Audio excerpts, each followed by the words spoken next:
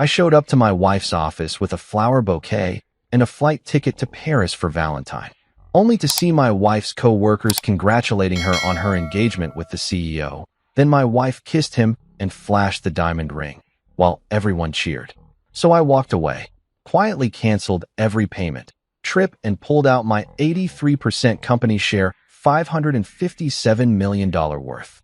Minutes later, my phone lit up with 356 missed calls, and someone showed up at my door. So here's the thing about Valentine's Day. It's basically a corporate conspiracy designed to make guys like me panic buy overpriced flowers and pretend we're romantic geniuses. But after 7 years of marriage to Sophia Monroe, I figured I'd actually earned the right to do something genuinely thoughtful. Hence why I'm standing in the marble and glass cathedral that is Lee Oreteca's lobby at 9 a.m. sharp, clutching a bouquet of red roses that cost more than most people's car payments and 2 first-class tickets to Paris that I'd been planning for months. Yeah, I know what you're thinking. Adrian, you romantic genius, surprising your wife at work like some kind of rom-com hero. Trust me, that's exactly what I was thinking too. 7 years of marriage, and I wanted to recapture that spark from the early days when she'd look at me like I hung the moon instead of like I forgot to take out the trash again. The Lee Oretec lobby is one of those aggressively modern spaces that screams, "We have money, and we want you to know it."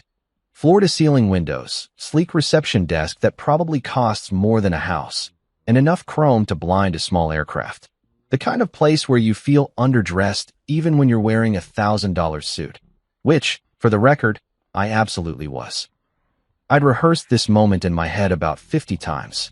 Walk in, find Sophia, present flowers with a flourish, reveal the Paris tickets like some kind of magician pulling rabbits out of hats. Maybe she'd tear up a little. Maybe she'd kiss me right there in front of everyone. Maybe we'd have one of those moments that reminds you why you fell in love in the first place. But here's the thing about life. It's got a twisted sense of humor that makes Murphy's Law look optimistic. The first clue something was off? The noise. Instead of the usual corporate hum of keyboards clicking and coffee machines gurgling, I heard clapping. Like, enthusiastic clapping. The kind you hear at graduation ceremonies or when someone announces they're pregnant. The second clue. The phones.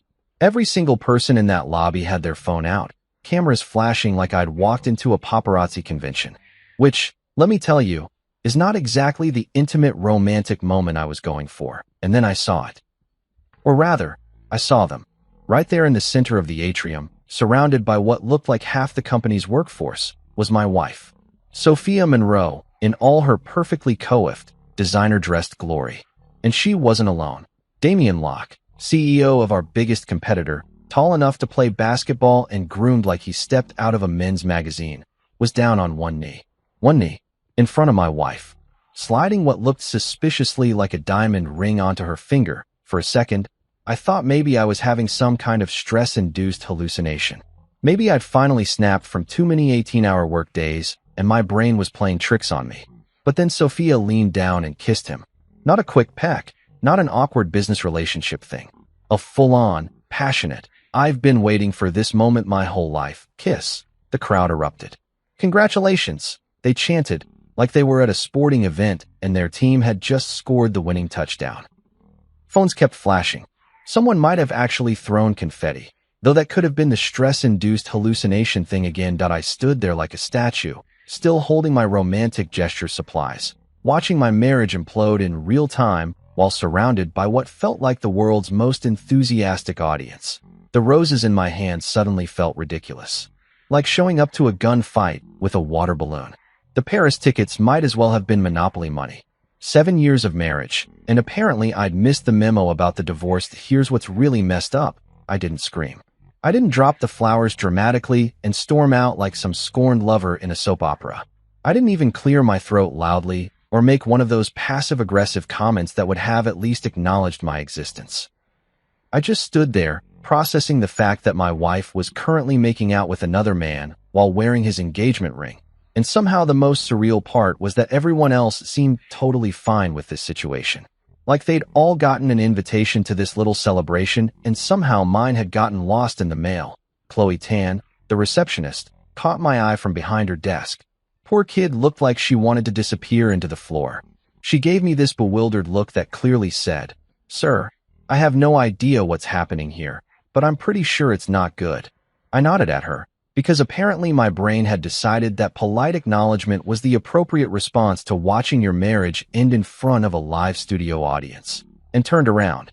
The New York wind hit me like a slap in the face as I walked back onto the street. February in the city is brutal on a good day, but when you're carrying dead roses and useless plane tickets, it feels downright vindictive. I stood there on the sidewalk for a moment, watching people hurry past in their winter coats, everyone wrapped up in their own little worlds, completely oblivious to the fact that mine had just gotten nuked from orbit. The funny thing about Betrayal is how quiet it is in the moment. You'd expect violins or dramatic music or at least some kind of soundtrack to mark the occasion. Instead, you get car horns and the distant rumble of the subway and the sound of your own breathing, which suddenly seems way too loud. I look down at the roses in my hand. Still perfect, still red, still completely pointless. The Paris tickets were getting soggy from the humidity, probably ruined already. 7 years of marriage, and this is how it ends. Not with a fight or a conversation or even a text message. With a public engagement party that I apparently wasn't invited to. Welcome to my life, folks. Population: one very confused, very betrayed, and very pissed off husband who just learned that his wife has been auditioning for a replacement. So there I was, back in my penthouse like some kind of wounded animal returning to its cave. 34th floor of a building that cost more than most small countries' GDP, with a view of Manhattan that real estate agents describe as breathtaking, and I usually call Tuesday. But today it looked like a concrete graveyard, and I felt right at home. That I set those pathetic roses on the kitchen counter like I was laying flowers on a grave. Which, let's be honest, I basically was. The marriage was dead. I just hadn't gotten the death certificate yet. The Paris ticket sat next to them, soggy and useless, like a cruel joke the universe had decided to play on me. Here's the thing about being betrayed. Your brain goes through this weird process where it tries to make sense of something that fundamentally doesn't make sense. Like, how do you wake up married and go to bed? Whatever the hell I was now. Divorced? Separated? Publicly humiliated? There really should be a better word for guy whose wife just got engaged to someone else while he was holding Valentine's gifts. But then something clicked. Maybe it was the shock wearing off, or maybe it was the 3 fingers of Glendronach I'd just poured myself. 25-year-old single malt that costs more per ounce than most people make in an hour. Whatever it was, my brain shifted from wounded husband mode to pissed off businessman mode. And that's when I remembered something very important. I walked over to my office. Because yes, I have an office in my apartment. Because when you're worth what I'm worth, you can have whatever the hell you want. And stopped in front of my favorite piece of art. It's this gorgeous oil painting of the Brooklyn Bridge at sunset, commissioned from some artist in Soho who charges ridiculous amounts to paint things you can see for free if you just walk outside. But the painting isn't the point. The painting is what's hiding the safe that I punched in the code, Sophia's birthday, because I'm apparently a sentimental idiot, and pulled out a folder labeled Core Assets. Boring name for what might be the most important documents in my life, but I've always believed in understated file organization. Inside that folder were the papers that told the real story. The incorporation documents for Leoratech, dated 7 years ago. The patent filings for the core technology that makes everything work, filed under my name, Adrian Kwan. The funding receipts showing exactly who put up the initial capital. The ownership structure that everyone seems to have conveniently forgotten, 83%. That's how much of Leoratech I own. $557 million worth of company, and I own 83% of it. Sophia? She owns exactly 0%. She's an employee, a very well-paid, very public-facing employee, but an employee nonetheless. The face of the company, as the board likes to say. The one who goes to conferences and gives interviews and poses for magazine covers, while I do the actual work of keeping the lights on. Don't get me wrong. She's good at what she does. Brilliant, even. She can work a room like a politician, charm investors like a snake oil salesman, and make our boring-as-hell enterprise software sound like the most exciting thing since sliced bread. But at the end of the day, she's the actress, and I'm the director, producer, and guy who owns the theater. I spread the documents across my desk like I was planning a military campaign. Which, come to think of it, I basically was. 7 years of letting my wife take credit for my work, 7 years of standing in the background while she got the applause, 7 years of being the technical guy while she was the visionary. Well, congratulations, Sophia. You just declared war on the guy who built the kingdom you're trying to rule. That I opened my laptop and logged into the Leoritech financial systems. Not the pretty dashboard that the board sees, not the simplified reports that get sent to investors. The real systems. The ones that actually control where the money goes. See, here's something most people don't understand about modern businesses. Everything runs on access codes and permissions and digital signatures. You can't just walk into a bank with a briefcase and demand cash like some kind of movie villain. Everything is ones and zeros, passwords and protocols. And guess who designed all those protocols? Your boy Adrian. That's who I started with the corporate credit cards. Sophia's card, which she uses for everything from business lunches to personal shopping sprees. Frozen. Damien's company card, which somehow ended up linked to our expense system during some strategic partnership nonsense. Also frozen. Then I moved on to the operational accounts. The money we use for payroll, vendor payments, office expenses, basically everything that keeps Leoritech running on a day-to-day basis. I didn't freeze them, exactly. That would be nuclear. But I did implement what I like to call emergency financial protocols. Basically, any expense over $1,000 now requires my personal approval. Any transfer to external accounts needs my digital signature. Any attempt to access our reserve funds triggers a security review that goes straight to my phone. Is it petty? Maybe. Is it legal? Absolutely. Is it going to make Sophia's life very complicated very quickly? Oh, you bet your ass it is. My phone started lighting up like a Christmas tree. Text messages, missed calls, voicemails piling up faster than I could count. 20 missed calls became 40. 40 became 100. The notification sounds were so constant, it was like having a very angry cricket living in my pocket. I picked up the phone and looked at the caller ID. Sophia. Sophia. Sophia. Damien. Elena, Sophia's assistant. Janet Cross, our CFO. Some number I didn't recognize. Sophia again. I flipped the phone face down and took another sip of my scotch. Here's the thing about scorched earth tactics. Once you start, you have to commit. You can't blow up the bridge and then complain that you can't get across the river. And right now, I was feeling very committed to some bridge burning. I pulled up our travel booking system and canceled the company's upcoming executive retreat to Aruba. The one Sophia had been planning for weeks. The one that was supposed to be a team-building exercise for senior management. Funny how team-building exercises always seem to happen in tropical locations with 5-star resorts. Gone. Canceled. Refunded to the company account, which was now under my direct control. I canceled the catering contract for next week's investor presentation. The one with the artisanal cheese boards and champagne fountains that costs more than most people's annual salary. Gone. The premium parking spaces that Sophia had somehow convinced accounting were business necessities. Reverted to standard employee parking. The corporate membership to that exclusive gym downtown where she does networking lunches.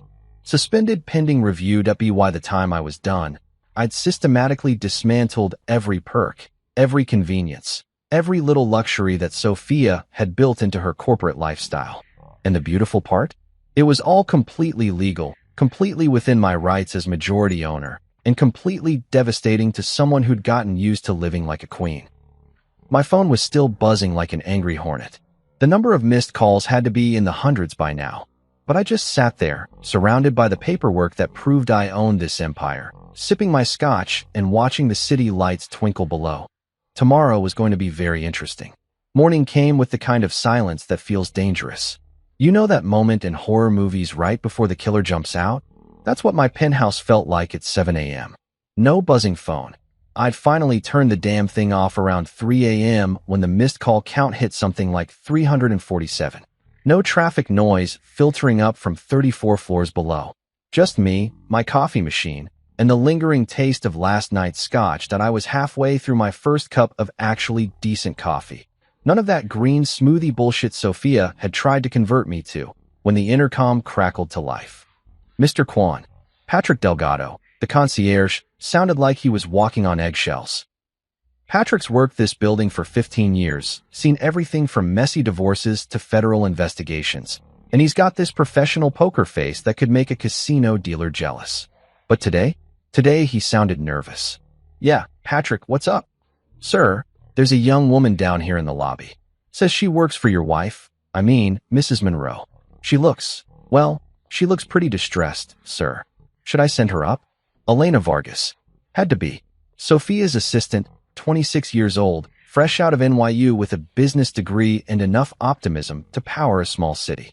Kid's been working for Sophia for 2 years, doing everything from scheduling meetings to picking up dry cleaning, and she genuinely believes she's learning from a visionary.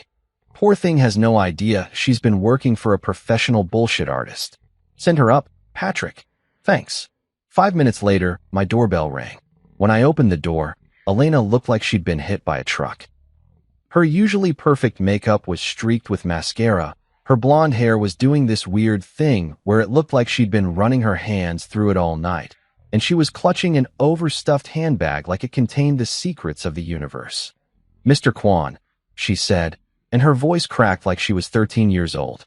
I'm so sorry to bother you, but something's wrong with the systems and I don't know what to do, and Ms. Monroe isn't answering her phone, and, Elena. I held up a hand. Breathe. Come in. She stumbled into my living room like a lost tourist, looking around at the minimalist furniture and floor-to-ceiling windows with the kind of awe that said she'd never been in a place that cost this much per square foot. Which, let's be honest, she probably hadn't. Coffee? I asked. Yes, please. Thank you. I haven't slept, and she collapsed onto my couch like her legs had given out. I poured her a mug and handed it over. She wrapped her hands around it like it was a life preserver. Okay, I said, settling into the chair across from her. What's going on? The floodgates opened. The payroll system is frozen, she said, words tumbling out like she'd been holding them in all night. Nobody got paid this morning. Not just the executives, nobody. The cleaning crew, the security guards, the junior developers. Jenny from accounting called me crying because her babysitter bounced, and she can't afford another one if she doesn't get paid today. She took a shaky breath and kept going. And the investor summit. The one next week with the Goldman Sachs people?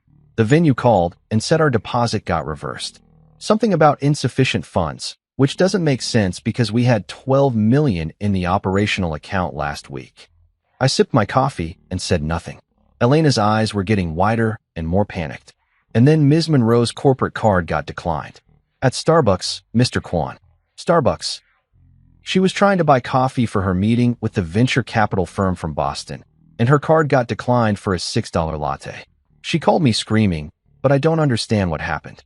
I checked with the bank, and they said the account is under some kind of administrative hold. What about Damien's card? I asked, keeping my voice neutral. Same thing. He tried to pay for lunch yesterday, some fancy place in Midtown, and his card got denied too. The restaurant manager had to come over and everything. It was so embarrassing. Damien called me personally, which never happens, and he was furious. He kept asking if there was some kind of system glitch. Elena set down her coffee mug and looked at me with those big, desperate eyes that people get when their world is falling apart and they can't figure out why. Mr. Kwan, is it a glitch? Because I've been up all night trying to figure out what went wrong, and I can't find anything. The systems look normal from my end, but nothing's working. It's like someone just turned everything off. I stood up and walked over to my desk, pulled out a cream-colored envelope with Elena's name written on it in my careful handwriting. I'd prepared it the night before, during my scotch-fueled strategic planning session. Elena, I said, handing her the envelope. I need you to give this to Sophia. Tell her she has 24 hours. She took the envelope with trembling hands. 24 hours for what? To resign as CEO, publicly acknowledge that I'm the founder and majority owner of Leoratech, and begin repaying the personal expenses she's charged to the company over the past 3 years. The amount comes to approximately $473,000. It's all itemized in the letter. Elena's face went white. Like vampire white. Mr. Kwan, I don't understand. Is this about yesterday? At the office. Smart kid. Smarter than I'd given her credit for. Elena, let me ask you something. Did you think it was normal? Your boss getting engaged to another man while her husband was standing in the lobby holding flowers. She looked down at her hands. I know, sir. I thought it was really weird. But Ms. Monroe said you two were separated, that you'd agreed to an amicable divorce, and that the engagement was just timing. Did she tell you that before or after I walked in? Elena's silence was answer enough. Here's the thing, Elena. Leora Tech isn't our company. It's my company. I founded it. I built it. I own 83% of it. Sophia is an employee. A very well-paid employee, but an employee nonetheless.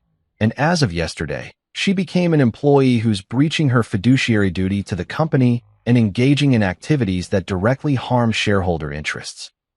I sat back down and looked at this kid who was probably making 35 grand a year and living in a studio apartment in Queens, working 60-hour weeks for a boss who charges designer handbags to the company expense account. The system isn't glitched, Elena. The system is working exactly as I designed it to work. Every account freeze, every declined card, every suspended service. That's me protecting the company from further financial abuse. Elena stared at the envelope like it might bite her. Should I tell her it's not a glitch? Tell her the truth, I said. Tell her that her husband, ex-husband, whatever we're calling it now, isn't the pushover she thought he was. Tell her that actions have consequences, and that some bridges, once burned, don't get rebuilt. She stood up on unsteady legs, clutching the envelope in her oversized purse. What about payroll? What about the employees who didn't do anything wrong? Payroll will resume as soon as Sophia signs the resignation letter that's in that envelope. The employees will be fine. It's management that needs to worry. Elena nodded, but she looked like she was about to cry again. Mr. Kwan, I know this isn't my place, but are you okay? And that's when I realized something.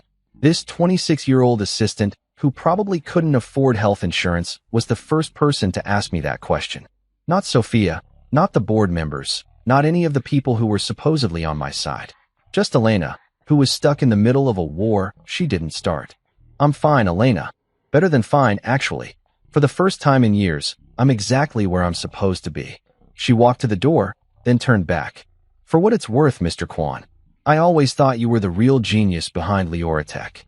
Ms. Monroe talks a good game, but you're the one who actually makes things work. Smart kid. Really smart kid. After she left, I poured myself another cup of coffee and watched the city wake up 34 floors below. Somewhere out there, Sophia was about to get a very unpleasant surprise that I couldn't wait. Here's something they don't tell you about declaring war on your wife. The waiting is the worst part. It's like sitting in a doctor's office, except instead of finding out if that weird mole is cancerous, you're waiting to see how spectacularly your marriage is going to explode. That I spent most of the day doing what I do best, working. Locked myself in my home office, reviewed patent applications, analyzed market reports, basically anything that required enough brain power to keep me from obsessing over whatever nuclear meltdown was happening at Leora Tech headquarters. My phone stayed off. The landline stayed unplugged. For all intents and purposes, Adrian Kwan had vanished from the face of the earth.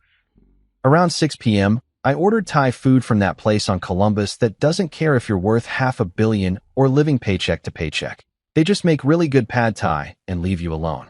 I ate dinner watching the sunset paint Manhattan in shades of orange and gold, trying to pretend this was just another Tuesday instead of the day I nuked my life from orbit. But by 11 p.m., I was pacing, 34 floors up, with a view that real estate agents call commanding, and I felt like a caged animal. The city spread out below me like a circuit board, all lights and patterns and logic, but up here in my ivory tower, nothing made sense anymore. That's when the pounding started. Not a polite knock. Not a doorbell. Actual pounding, like someone was trying to break down my door with their bare fists.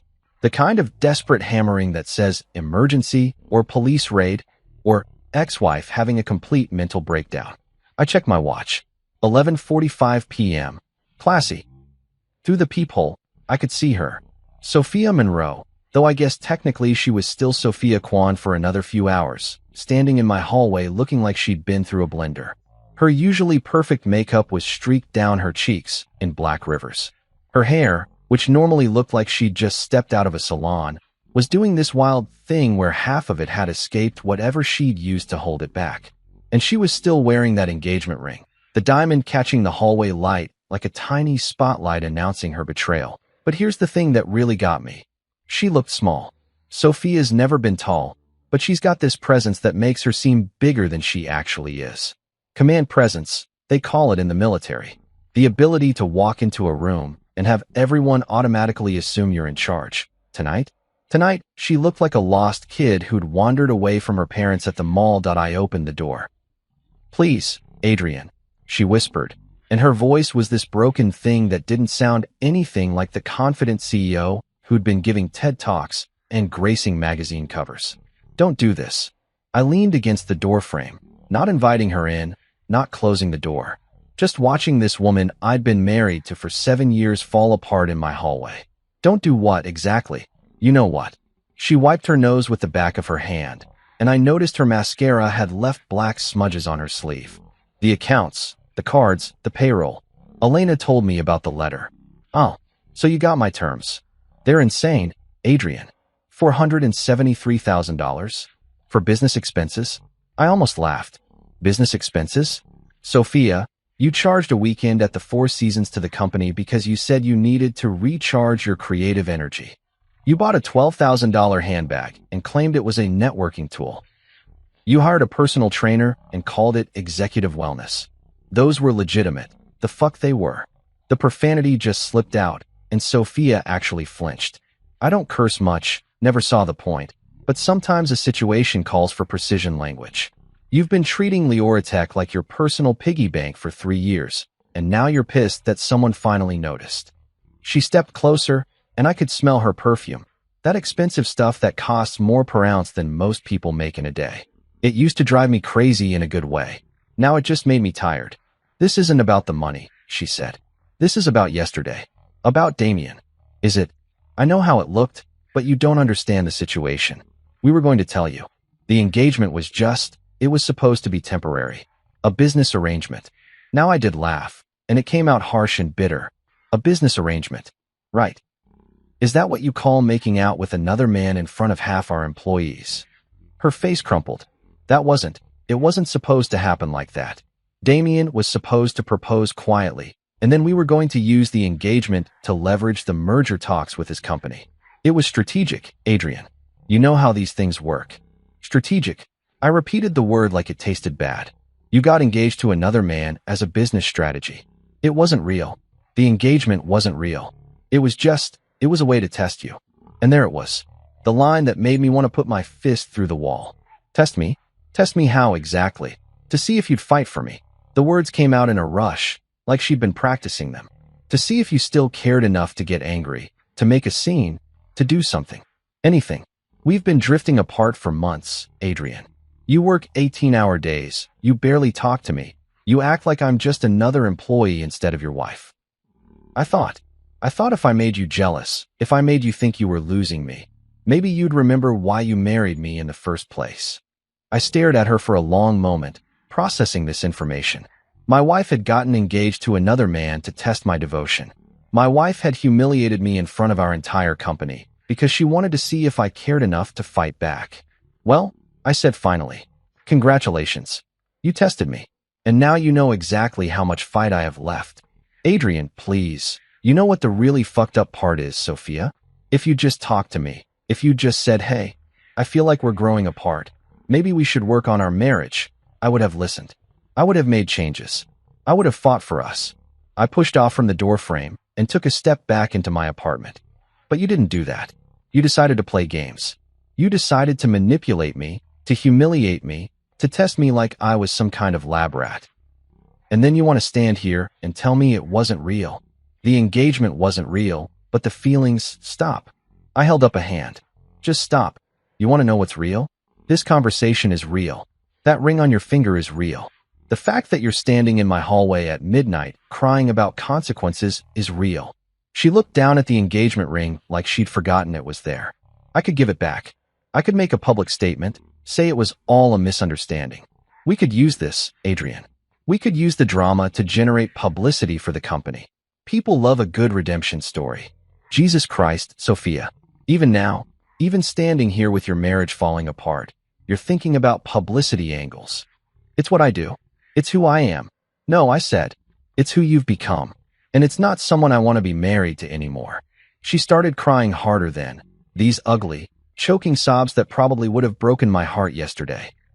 "Today they just made me tired. I'll sign your letter," she whispered. "I'll resign. I'll pay back the money. I'll do whatever you want. Just don't end us like this. Not over a stupid mistake. I looked at this woman who'd shared my bed for 7 years, who knew how I liked my coffee and which side of the bed I preferred, and the fact that I talk in my sleep when I'm stressed. This woman who'd just admitted to orchestrating an elaborate psychological manipulation because she thought it would be more effective than having an honest conversation. It's already ended, Sophia. This is just the paperwork. I started to close the door, then stopped. Oh, and Sophia, next time you want to test someone's love, maybe don't do it in front of a crowd with cameras. Some things can't be undone, no matter how sorry you are afterward. I closed the door and turned the deadbolt. Behind me, I could hear her sobbing in the hallway for a few more minutes before the sound of her heels clicking away toward the elevator. I poured myself another scotch and stood at the window, looking out at the city that never sleeps. Tomorrow was going to be interesting. Here's something they don't teach you in business school. The best boardroom battles aren't won with PowerPoint presentations or market analysis. They're won by the guy who controls the money and has the biggest set of balls. And this morning, wearing a navy Tom Ford suit and the tie Sophia gave me for our 3rd anniversary, poetic irony at its finest, I was about to remind 12 very important people exactly who owns this circus. The Leoratech boardroom is one of those intimidating spaces designed to make people feel like they're conducting serious business. Floor-to-ceiling glass walls that overlook Manhattan, a conference table that probably cost more than most people's houses, and enough chrome and leather to outfit a luxury car dealership. The kind of room where billion-dollar deals get made and careers get destroyed, sometimes in the same conversation that I walked in at exactly 9 a.m., because punctuality is power, and surveyed my audience. 12 directors sat around that massive table like nervous disciples waiting for their messiah to show up. Janet Cross, our CFO, was clicking her pen in that rapid-fire pattern she does when she's stressed. Click, click, click, pause.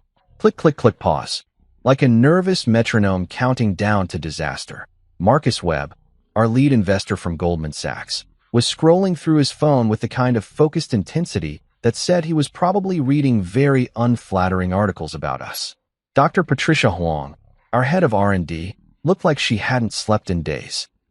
And sitting at the far end of the table, looking like she'd been dressed by a team of crisis management consultants, was my soon-to-be ex-wife. Sophia had pulled herself together since last night's hallway breakdown. Perfect makeup hiding the evidence of her midnight crying session, hair styled within an inch of its life, and a conservative black suit that screamed, responsible executive having a very bad week. She was clutching a manila envelope like it contained her last will and testament, which, come to think of it, it basically did. I took my seat at the head of the table. Because yes, I sit at the head of the table, because I own 83% of this company, and looked around the room with the kind of calm that comes from knowing you hold all the cards. Good morning, I said, setting my own folder on the table. Thank you all for coming on such short notice.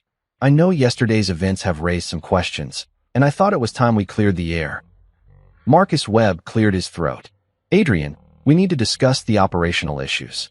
The payroll freeze, the suspended accounts, the canceled investor summit. Our portfolio companies don't typically. Before we get to that, I interrupted, I think we need to establish some basic facts about Leoratech's ownership structure and leadership hierarchy. There seems to be some confusion in the market. I opened my folder and pulled out the incorporation documents, spreading them across the table like I was dealing cards. Leoratech was founded 7 years ago by me, Adrian Kwan. I provided the initial capital, developed the core technology, and filed all the foundational patents.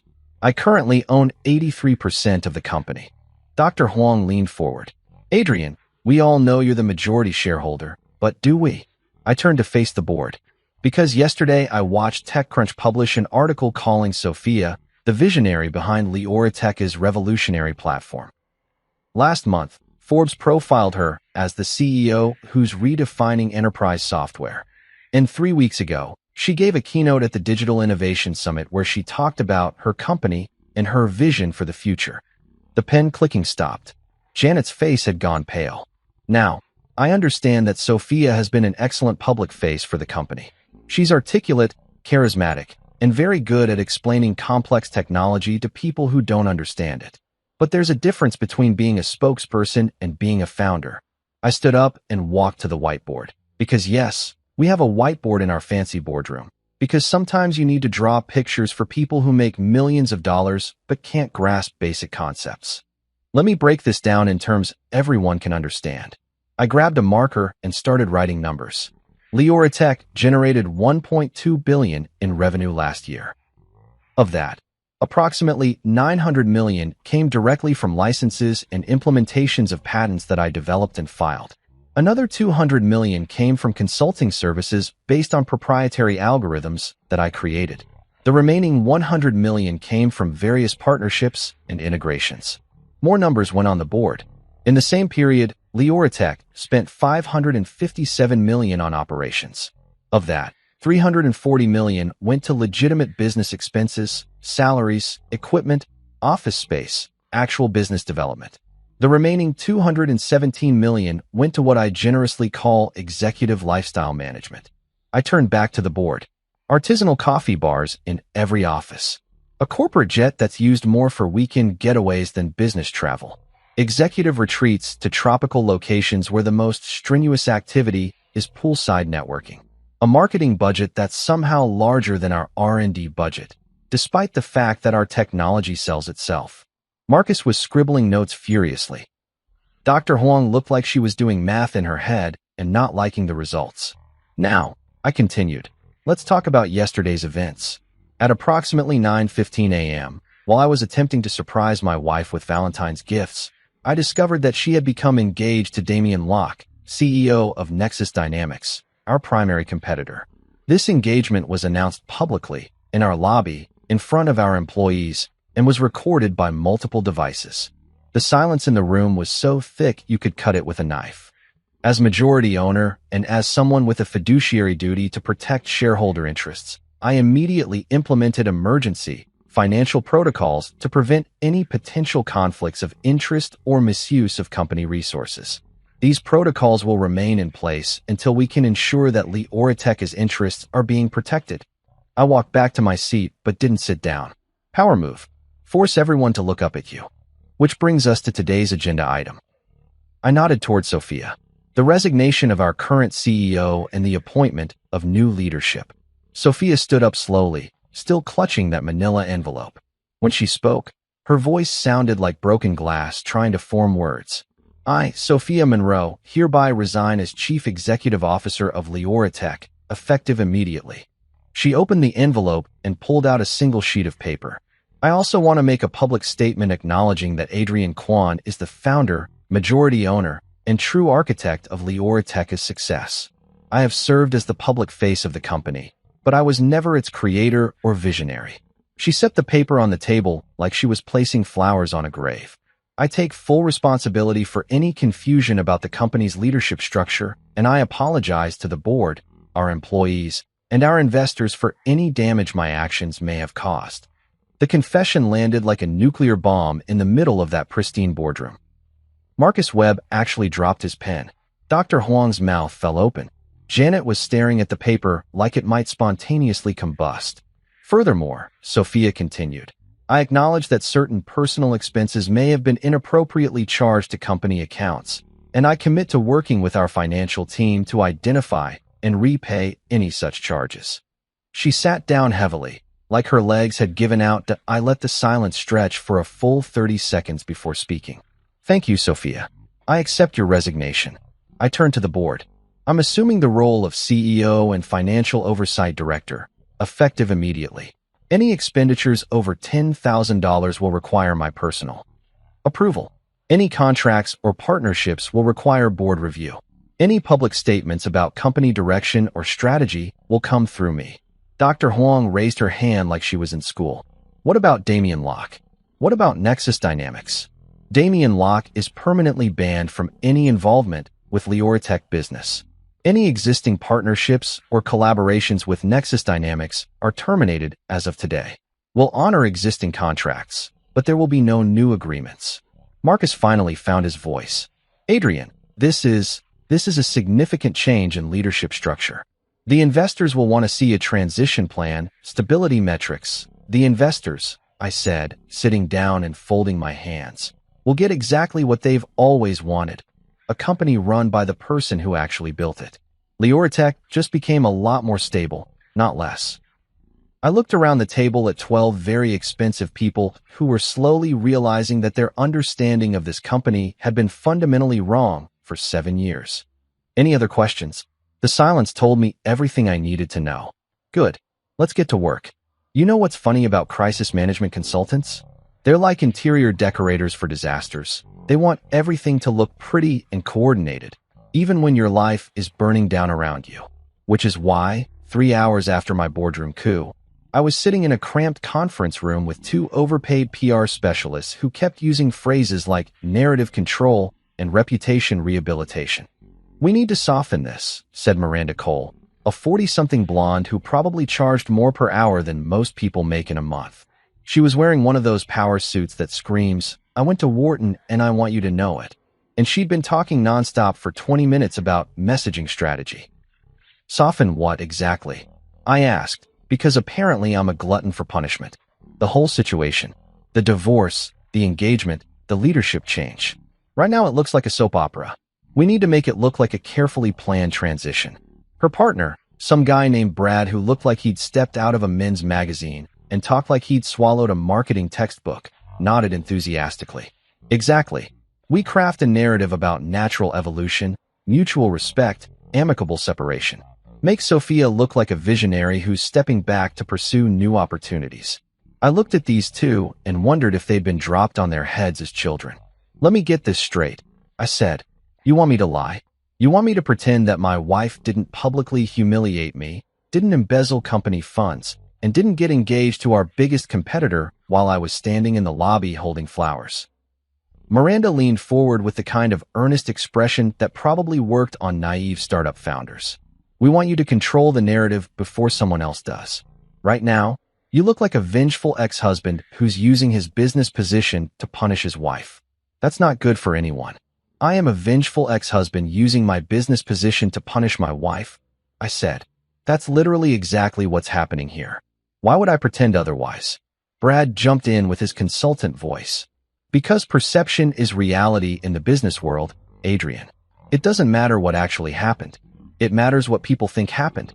I stared at him for a long moment, then stood up and walked to the window. We were in one of those generic conference rooms that corporate lawyers love: beige walls, fluorescent lighting, furniture that looks like it was designed by a committee of accountants. The kind of place where souls go to die. "You know what?" I said, turning back to face them. "You're fired." Miranda blinked. "Excuse me? You're fired. Both of you. Send me your bill, and don't let the door hit you on the way out." They gathered their laptops and their dignity and left without another word. Crisis management consultants might be expensive, but they know when they've been dismissed. 20 minutes later, I was sitting in a coffee shop on the Upper West Side that didn't care if I was worth $500 million or living paycheck to paycheck. Just black coffee, worn leather chairs, and the kind of anonymity you can only find in a city of 8 million people. Sophia walked in looking like she was going to her own execution.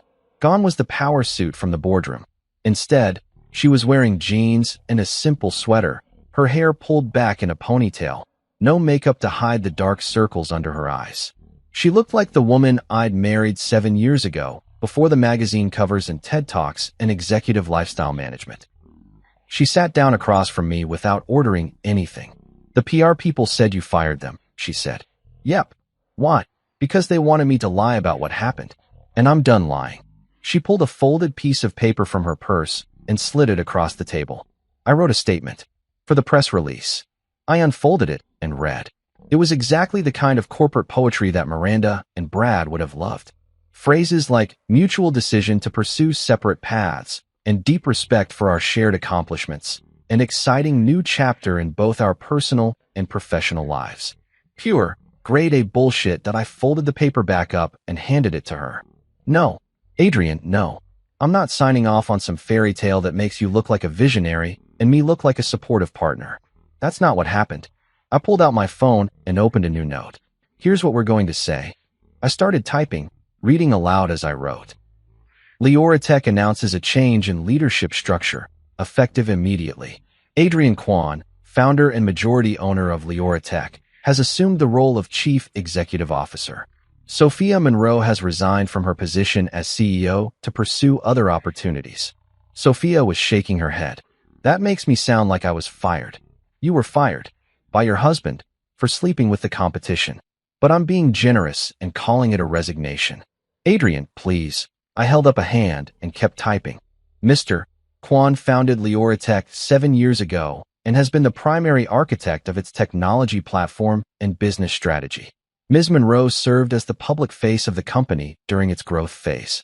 The transition reflects Leoratech's evolution into a more technically focused organization under its founder's direct leadership.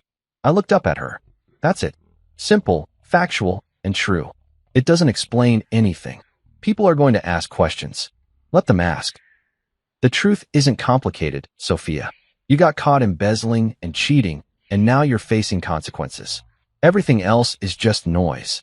She was quiet for a long moment, staring at her hands. What about the engagement? What about Damien? What about him? People saw the video. It's all over social media. They're going to want to know how that fits into the timeline. I shrugged. That's between you and Damien. Leoratech's statement is about Leoratech business. Your personal life is your personal problem. But if you don't address it, people are going to assume what actually happened. That my wife got engaged to another man while she was still married to me, and that I responded by taking control of the company I built. Which is exactly what happened. I finished typing and showed her the screen. This goes out at 5 p.m. today. You can issue your own statement if you want to explain yourself, but this is Leoratech's official position. She read it again, her face getting paler with each word. This is going to destroy my reputation. Your reputation destroyed itself yesterday morning. I'm just declining to help rebuild it. Adrian, I know you're angry. I'm not angry anymore, I said, and realized it was true. I was angry last night. This morning I was furious. But right now I'm just tired. Tired of pretending, tired of letting you take credit for my work, tired of being the technical guy while you play CEO. I stood up and left a 20 on the table for coffee I hadn't finished. The statement goes out at 5.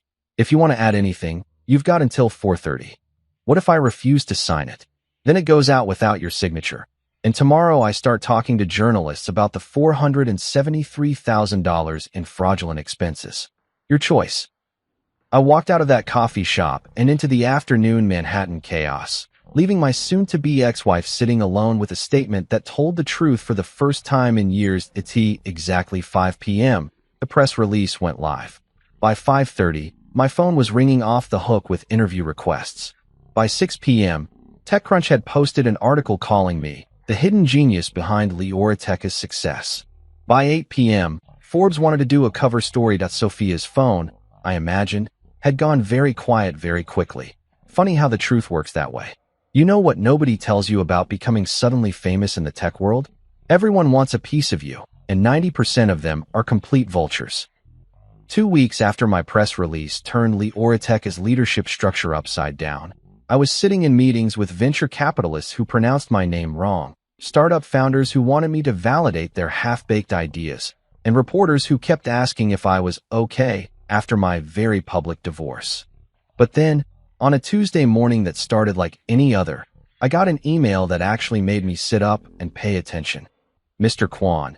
It began, "My name is Layla Park, and 6 months ago your ex-wife told me my idea was interesting but not commercially viable. I think she was wrong. Would you be willing to give me 30 minutes to prove it?" Attached was a pitch deck for something called Neuron Layer, an AI platform that could analyze emotional nuance in real-time communication. Not the usual AI will solve everything bullshit that every startup was peddling, but actual technical innovation with real-world applications that I'd never heard of. Layla Park, which was intriguing. In the tech world, especially in New York, everyone knows everyone, or at least pretends to. But this woman had somehow stayed under my radar while building something that looked genuinely revolutionary. I emailed back. Thursday, 2 p.m. My office. But then I changed my mind. Leoratech's offices were still too connected to Sophia, too full of champagne fountains and artisanal coffee bars, and the lingering scent of executive lifestyle management.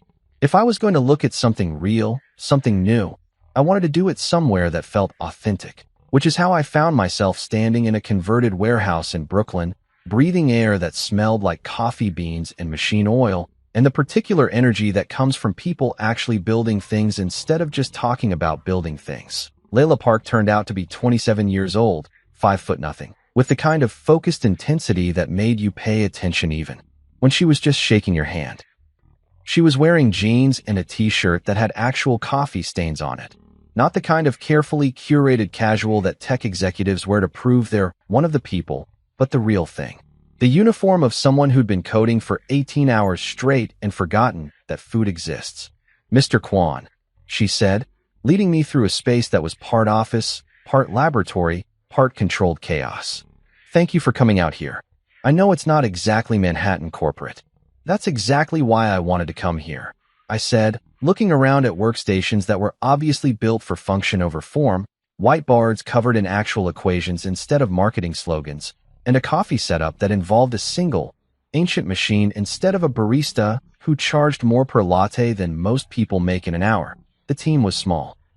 Maybe 15 people, all young, all looking like they'd rather be coding than eating or sleeping or dealing with whatever existential crisis was currently trending on social media.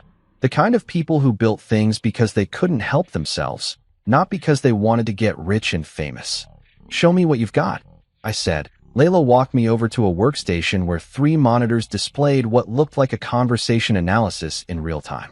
Traditional AI can parse language for keywords, sentiment, basic emotional indicators, she explained, her hands moving as she talked. But it misses the nuance. The difference between genuine enthusiasm and polite agreement. The gap between what someone says and what they actually mean. She pulled up a demo, a customer service chat where the AI was analyzing not just the words being typed, but the rhythm of the typing, the pause patterns, the subtle linguistic choices that revealed frustration, confusion, genuine satisfaction. "This is a live customer service interaction," she said. "Watch the emotional mapping." On the screen, colors shifted and flowed as the conversation progressed. Green for genuine satisfaction, yellow for mild confusion, red for building frustration. But more than that, the AI was tracking micro-patterns, identifying the exact moment when a customer went from slightly annoyed to ready to cancel their subscription. "Jesus," I said, because sometimes technical elegance just hits you in the gut. You're reading between the lines in real time. Exactly. And not just in customer service. Imagine this in therapy sessions, helping therapists identify when a patient is minimizing their problems. In negotiations, helping lawyers understand when the other side is bluffing. In education, helping teachers know when a student is genuinely confused versus just not paying attention. I watched the demo run through scenario after scenario, and each one made more sense than the last. This wasn't some pie-in-the-sky AI fantasy. This was practical, immediate, useful technology that could be implemented tomorrow. "What did Sophia say when you pitched this?" I asked. Layla's expression darkened. She said emotional intelligence couldn't be quantified, that the technology was interesting but not commercially viable, and that Leoratech was focused on more scalable solutions. Then she spent 20 minutes telling me about some champagne fountain they were installing in the executive conference room. I laughed, not the bitter laugh I'd been doing a lot of lately, but actual amusement. Yeah, that sounds like Sophia. She never understood that the best technology solves real problems instead of creating pretty presentations. "The thing is," Layla continued, "I know this works. We've been running pilots with 3 companies for 6 months. Customer satisfaction is up 30%, employee retention is up 20%, and one of our pilot companies increased their sales conversion rate by 45% just by understanding emotional context in their client interactions." She pulled out a tablet and showed me the metrics. Real numbers, real results, real impact. The kind of data that made investors write checks and competitors start panicking.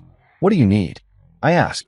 "Funding to scale the platform, partnerships with companies that actually want to solve problems, and a board seat for someone who understands that technology should make people's lives better, not just make PowerPoint presentations look impressive."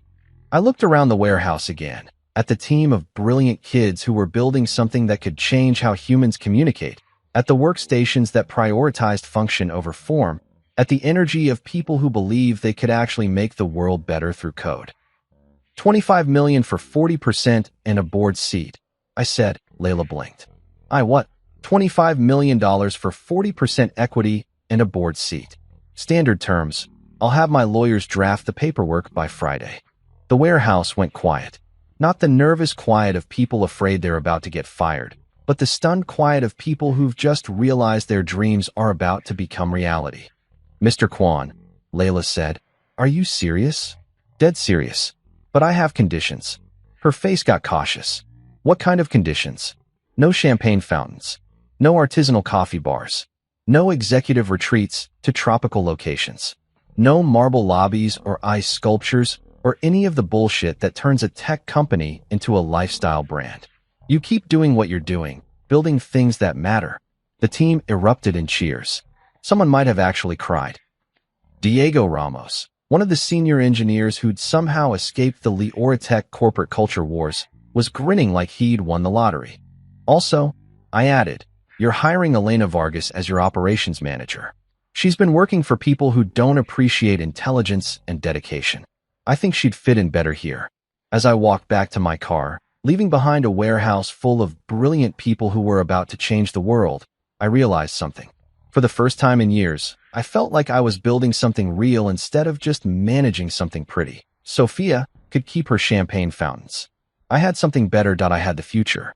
Here's something nobody tells you about being worth $500 million.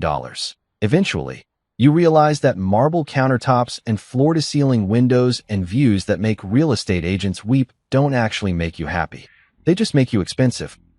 Which is why, 6 weeks after nuking my marriage and taking back my company, I was standing in the empty penthouse that used to be my home, watching movers wrap my life in bubble wrap and cardboard. The penthouse had been Sophia's idea, of course. We need a space that reflects our success, she'd said, which translated to, I want a place that makes other people jealous when they see it on Instagram. 34 floors above Manhattan, 3,000 square feet of aggressively modern design, and enough marble to outfit a small mausoleum. The kind of place where you're afraid to put your feet up because everything costs more than most people's cars.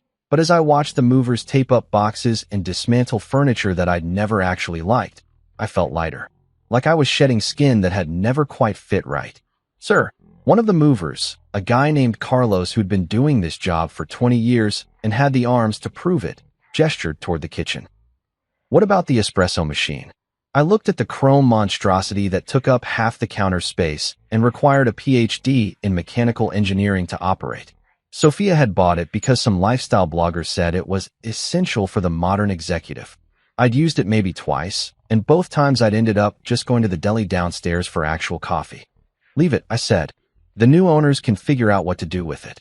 3 hours later, I was standing in what was about to become my new home, a 2-bedroom apartment on the Upper West Side that cost about 1/10 of what the penthouse had been worth. Hardwood floors that creaked in all the right places, windows that actually opened, and a kitchen where you could make coffee without a computer science degree. The building was one of those pre-war places that had actual character instead of designer character. My neighbors weren't investment bankers or corporate lawyers or people who introduced themselves by mentioning their net worth. They were teachers and artists and grad students and people who held the elevator for strangers and said, thank you, when you did the same. Mrs. Chen from 4B brought me homemade dumplings on my first day.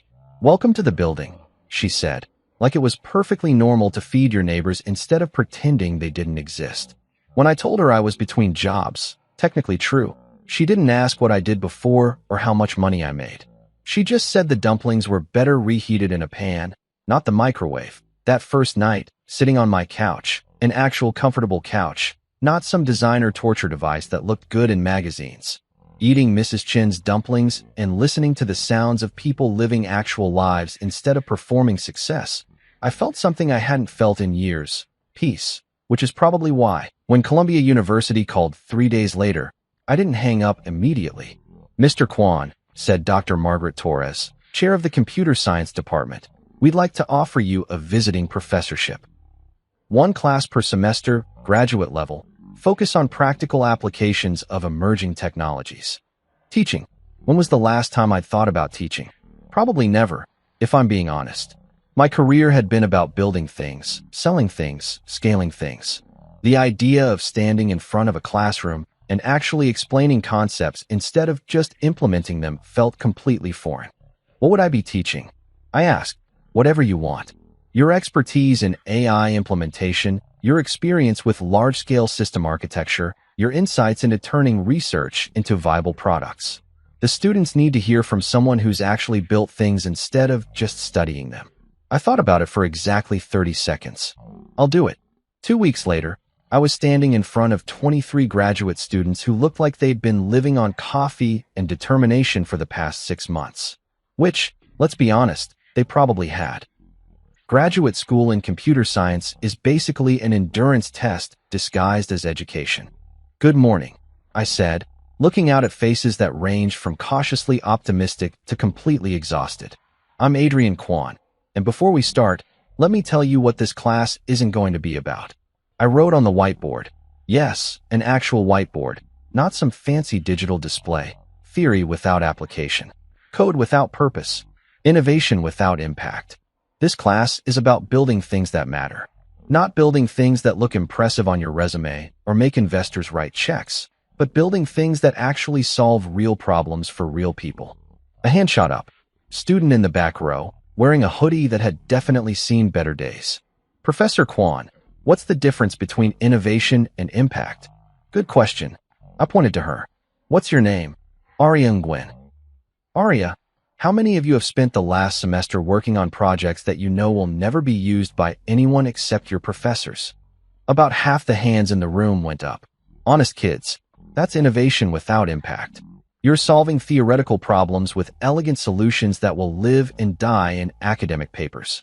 Nothing wrong with that, but it's not what this class is about. I walked over to the window, looked out at the campus where students were hurrying between classes, probably stressing about deadlines and job interviews, and whether they'd ever actually use anything they were learning. Impact is when a 30-year-old single mother in Detroit uses your software to manage her small business more efficiently, so she can spend more time with her kids. Impact is when a therapist in rural Montana can better understand their patients because your AI helps them recognize emotional patterns they might have missed. Impact is when technology makes someone's life genuinely better, not just more convenient. Another hand. This one from a tall kid in the front row who looked like he hadn't slept in weeks. Tund Okafor, he said, introducing himself with a slight Nigerian accent. How do you balance impact with profitability? I mean, helping people is great, but companies need to make money to survive. Smart question. The kind that showed he was thinking beyond the classroom. Tund, here's something the business world doesn't want you to know. The most profitable companies are usually the ones that solve real problems really well. Everything else is just marketing. I spent the next hour talking about neuron layer, about identifying genuine needs versus manufactured ones, about the difference between building technology that improves people's lives and building technology that just makes their problems more expensive. After class, Aria and Tund stayed behind. Professor Kwan, Aria said, that single mother in Detroit you mentioned, is that a real example? Not yet, I said, but it could be. That's what we're going to work on this semester. Tund was taking notes in a worn notebook that looked like it had survived several academic wars. You really think we can build something that matters? I don't think you can, I said. I know you can. The question is whether you want to. Walking home that evening, past the Korean restaurant where the owner remembered how I liked my bulgogi, past the bookstore where they knew I was working my way through their entire philosophy section, past the park where kids played pickup basketball and nobody cared what anyone did for a living, I realized something. This was what success actually looked like. Not marble countertops or champagne fountains or magazine covers. Just people doing meaningful work, treating each other with basic human decency, and building things that made the world a little bit better. My phone buzzed. Text message from Elena, who was settling in beautifully at Neuron Layer. The Microsoft deal went through. Layla says to tell you the team wants to take you out to celebrate. Somewhere with actual food, not a networking event. I smiled and typed back. I know just the place. Living quietly, it turns out, is a skill. For the first time in maybe a decade, I wasn't checking my phone every 30 seconds or scheduling meetings that could have been emails or pretending to care about quarterly projections that were really just elaborate guessing games. Instead, I was grading papers from students who actually wanted to learn something, drinking coffee that came from a machine I could operate without an engineering degree, and discovering that Manhattan has actual neighborhoods where people know each other's names. 6 months after the Great Leoritech implosion, my life had settled into something that felt suspiciously like contentment. Teach Tuesday and Thursday mornings, spend afternoons working with Layla's team on projects that might actually change the world, evenings reading books that had nothing to do with business strategy or market disruption or any of the other buzzwords that pass for wisdom in corporate America. I was sitting in my favorite chair, an actual comfortable chair that I'd bought because it was comfortable, not because it would look good in photos, reading a biography of Richard Feynman and thinking about how to explain quantum computing to graduate students when the doorbell rang. The mail carrier, a woman named Rosa who'd been delivering to this building for 15 years and knew everyone's coffee preferences, handed me a stack of bills and catalogs and one envelope that made me stop in the hallway. Cream-colored paper, expensive weight, handwritten address in careful script. No return address, but I recognized the handwriting immediately. 7 years of marriage teaches you things like that. Sophia. I stood there for a long moment, holding that letter like it might explode. Part of me wanted to throw it away unopened, let whatever she had to say disappear into the New York City waste management system along with all the other garbage. But curiosity won out, like it usually does. Back in my apartment, I opened the envelope carefully, because apparently I'm the kind of person who still respects good stationery, even when it comes from people who've betrayed me. The letter was 3 pages long, written in the same careful script on matching paper. Real paper, the kind that costs more per sheet than most people spend on lunch. Even in exile, Sophia maintained her standards. Adrian, I don't expect you to read this, but I needed to write it. Therapy. Yes, I'm in therapy now. Dr. Miranda Castellanos in Portland, if you're wondering, says that sometimes we need to say things out loud, even if the other person never hears them. But I'm hoping you'll hear this. I'm in Portland now. Teaching coding to kids who can't afford computers, working with a nonprofit that refurbishes old laptops and gets them to families who need them. It's not glamorous work. There are no magazine covers or TED Talks or networking events with artisanal cheese boards. Just kids who want to learn and computers that crash more often than they work, and the kind of satisfaction that doesn't photograph well for Instagram, that I had to stop reading and pour myself a cup of coffee. Portland. Teaching kids. The woman who used to complain about flying commercial was now apparently working with nonprofit organizations and refurbished computers. The funny thing is, I'm good at it. Not good at teaching. I'm still learning that part, but good at connecting with these kids. They don't care that I used to be on magazine covers or that I know how to work a room full of investors. They care that I can show them how to write code that does something useful, how to solve problems that matter to them. Last week, a 15-year-old named Marcus built an app that helps his grandmother track her medications. Nothing fancy, just a simple reminder system with a user interface designed for someone with arthritis. It's not going to change the world or make anyone rich, but it's going to help one person live a little easier. And watching Marcus demo it to the class, seeing how proud he was of building something that mattered, I understood something I should have figured out years ago. You tried to teach me this, didn't you? The difference between being important and being authentic. Between building things that look impressive and building things that actually work. Between performing success and actually achieving it. I set the letter down and walked to the window. Outside, Mrs. Chun was tending to the small garden she'd somehow convinced the building management to let her plant in the courtyard. Nothing fancy, just tomatoes and herbs and flowers that made the space feel alive instead of just functional. I know this doesn't excuse what I did. I know saying sorry doesn't undo the humiliation or the betrayal or the fact that I spent 3 years treating your company like my personal piggy bank. I know that getting engaged to Damien while you were standing in the lobby with flowers is probably the most selfish, cruel thing I've ever done to another human being. But I want you to know that it wasn't calculated. It wasn't some master plan to hurt you or steal your company or manipulate the situation to my advantage. It was just stupidity. The kind of stupidity that comes from believing your own press releases, from thinking that the character you play in public is the same as the person you actually are. Damien and I lasted exactly 6 weeks after you froze the accounts. Turns out that a relationship built on mutual ambition and strategic networking doesn't hold up well when one person becomes a cautionary tale and the other person realizes they're dating someone with no actual skills. He's moved on to someone who can actually help his career. I've moved on to kids who think coding is magic. I laugh despite myself. 6 weeks. Their great romance, their strategic partnership, their whatever the hell it was had lasted 6 weeks once the money and the glamour and the mutual benefit disappeared. That I don't expect forgiveness. I don't expect us to be friends or to have coffee and catch up on old times. I don't even expect you to finish reading this letter. But I wanted you to know that your example, your actual example, not the version of you I created in my head to justify my behavior, has been haunting me for 6 months. Every time one of these kids shows me something they've built, every time I see genuine excitement about solving a real problem instead of impressing an audience, I think about you standing in that boardroom, calmly explaining the difference between creating value and performing success. I think about all the times you tried to show me that same difference, and how I was too busy playing CEO to notice that. I hope you're building things that matter. I hope you're working with people who appreciate your brain instead of just your bank account. I hope you found the kind of satisfaction that doesn't need an audience to validate it. That I hope you're happy. Sophia P.S. Elena sent me pictures of the Neuron Layer launch event. It looks like everything Leora Tech should have been. People who care about the work more than the party. I'm glad you found them. I read the letter twice, then folded it carefully and put it back in the envelope. Outside, the afternoon light was starting to fade, and I could hear the sounds of people coming home from work, kids playing in the courtyard, the gentle chaos of a neighborhood where people actually lived instead of just existing. The truth was, I didn't know how I felt about Sophia's letter. Angry?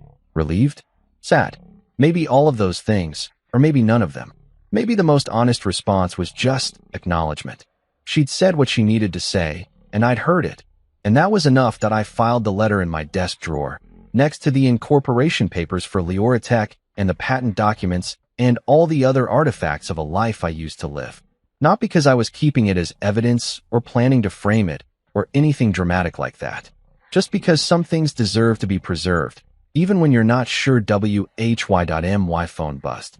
Text from Tund, my star student who was working on an AI system to help small farmers optimize crop rotation. Professor Kwan, the Ghana pilot program results are in. 23% increase in crop yield. The farmers want to expand the system to 3 more villages. I smiled and typed back. Excellent work. Let's talk about scaling on Thursday. Real problems, real solutions, real impact.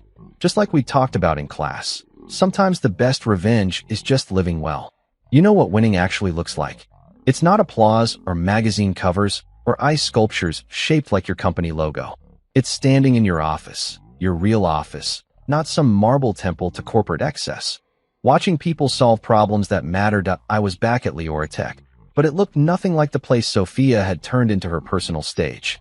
Gone were the champagne fountains and artisanal coffee bars and networking lounges that served no purpose except burning money. Instead, the space hummed with the sound of actual work.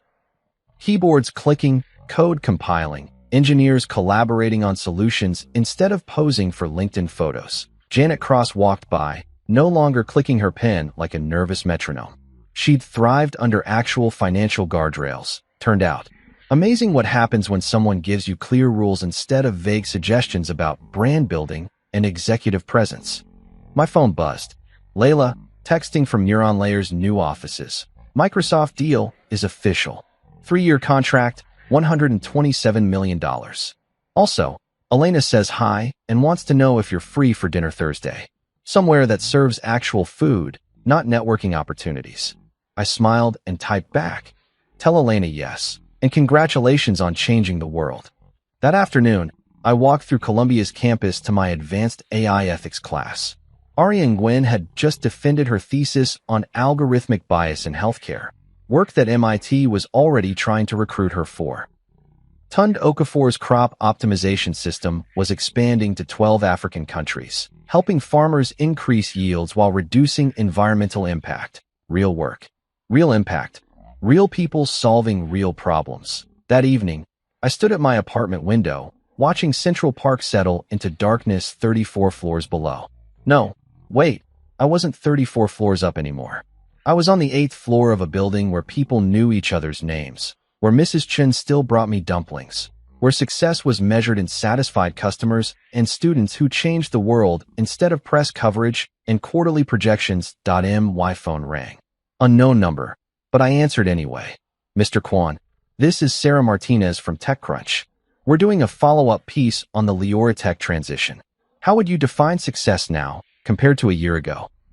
I looked around my comfortable apartment, thought about my students defending dissertations that would help millions of people, considered the quiet satisfaction of building things that mattered instead of things that impressed. Success, I said, is when you don't need an audience to validate your accomplishments. When the work speaks for itself, and the impact matters more than the applause. That's unexpectedly philosophical for a tech CEO. Maybe that's the problem with how we define leadership in this industry. After I hung up, I poured myself a small glass of that 25-year-old Glendronach and sat in my comfortable chair with a book about quantum mechanics. Outside, the city continued its eternal dance of ambition and dreams and people trying to make something of themselves. But for the first time in years, I wasn't part of that frantic energy. I was exactly where I belonged, doing exactly what I was meant to do, with people who valued substance over style. My phone buzzed one more time. Elena, sending a photo from Neuron Layer's celebration dinner. 20-something brilliant engineers raising glasses of beer, grinning like they'd just discovered fire. The caption read, "Thank you for showing us what real success looks like." I smiled and turned off my phone. Some victories don't need documentation. They just need to be real. Outside, Manhattan glittered with a million stories of people chasing their definitions of winning. But up here, in a quiet apartment where the coffee came from a simple machine and the furniture was chosen for comfort instead of status, I'd found something better than winning. I'd found peace.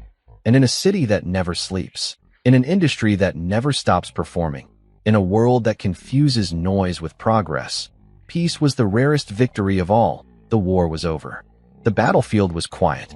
And for the first time in years, Adrian Kwan was exactly where he belonged. "You're off the project until you publicly apologize to my ex-husband," my wife, the CFO, yelled in the all-hands. I just nodded. Okay. Next morning, she smirked. "Learned your lesson."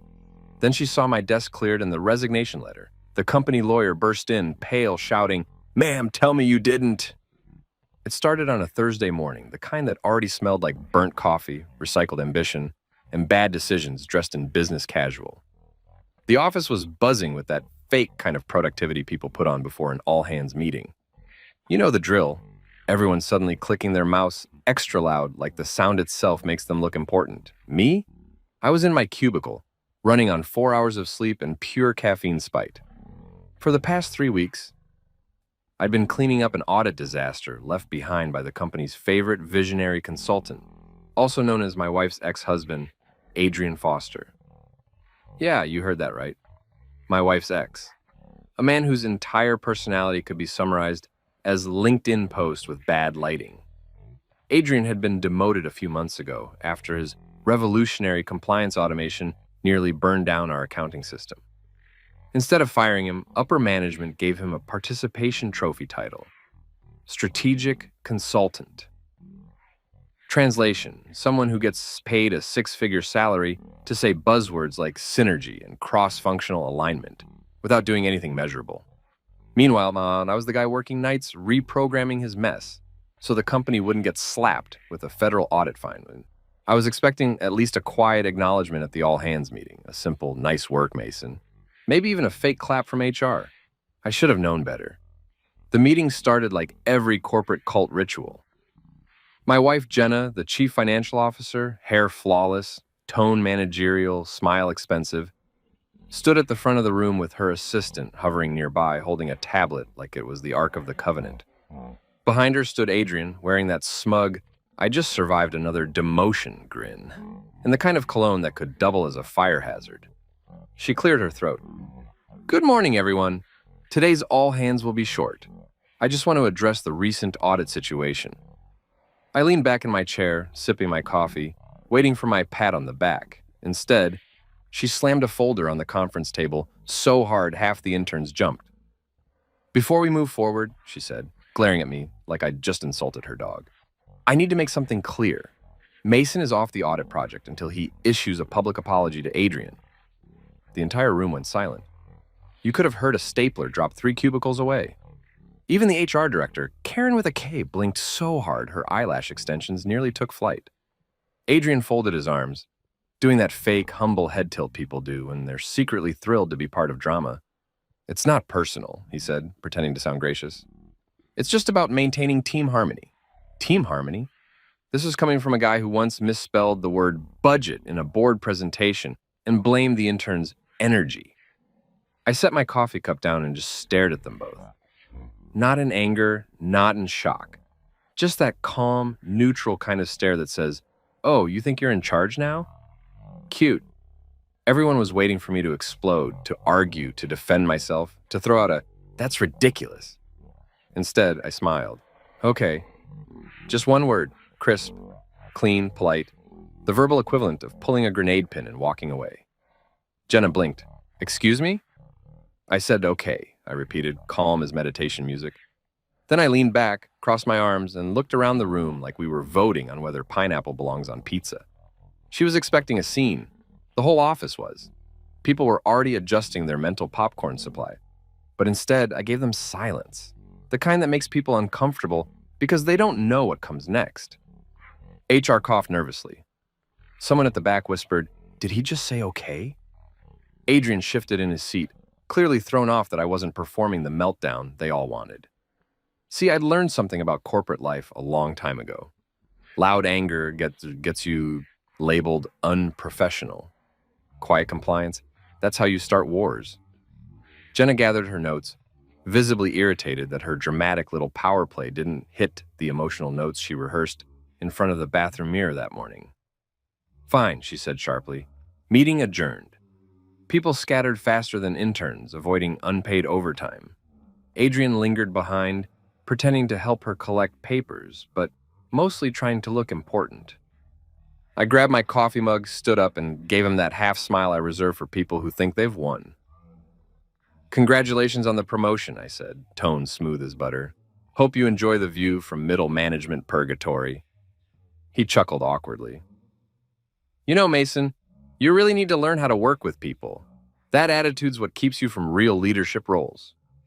"Right," I said, pretending to think about it. "Because leadership's about letting your wife's ex manage your projects without basic literacy in Excel." His smile faltered for half a second before he recovered. "It's just business, man." "Sure," I said, nodding like I believed him.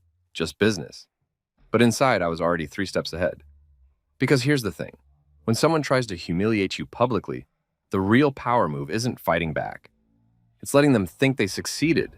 Let them dance on your ego while you quietly pull the floor out from under them.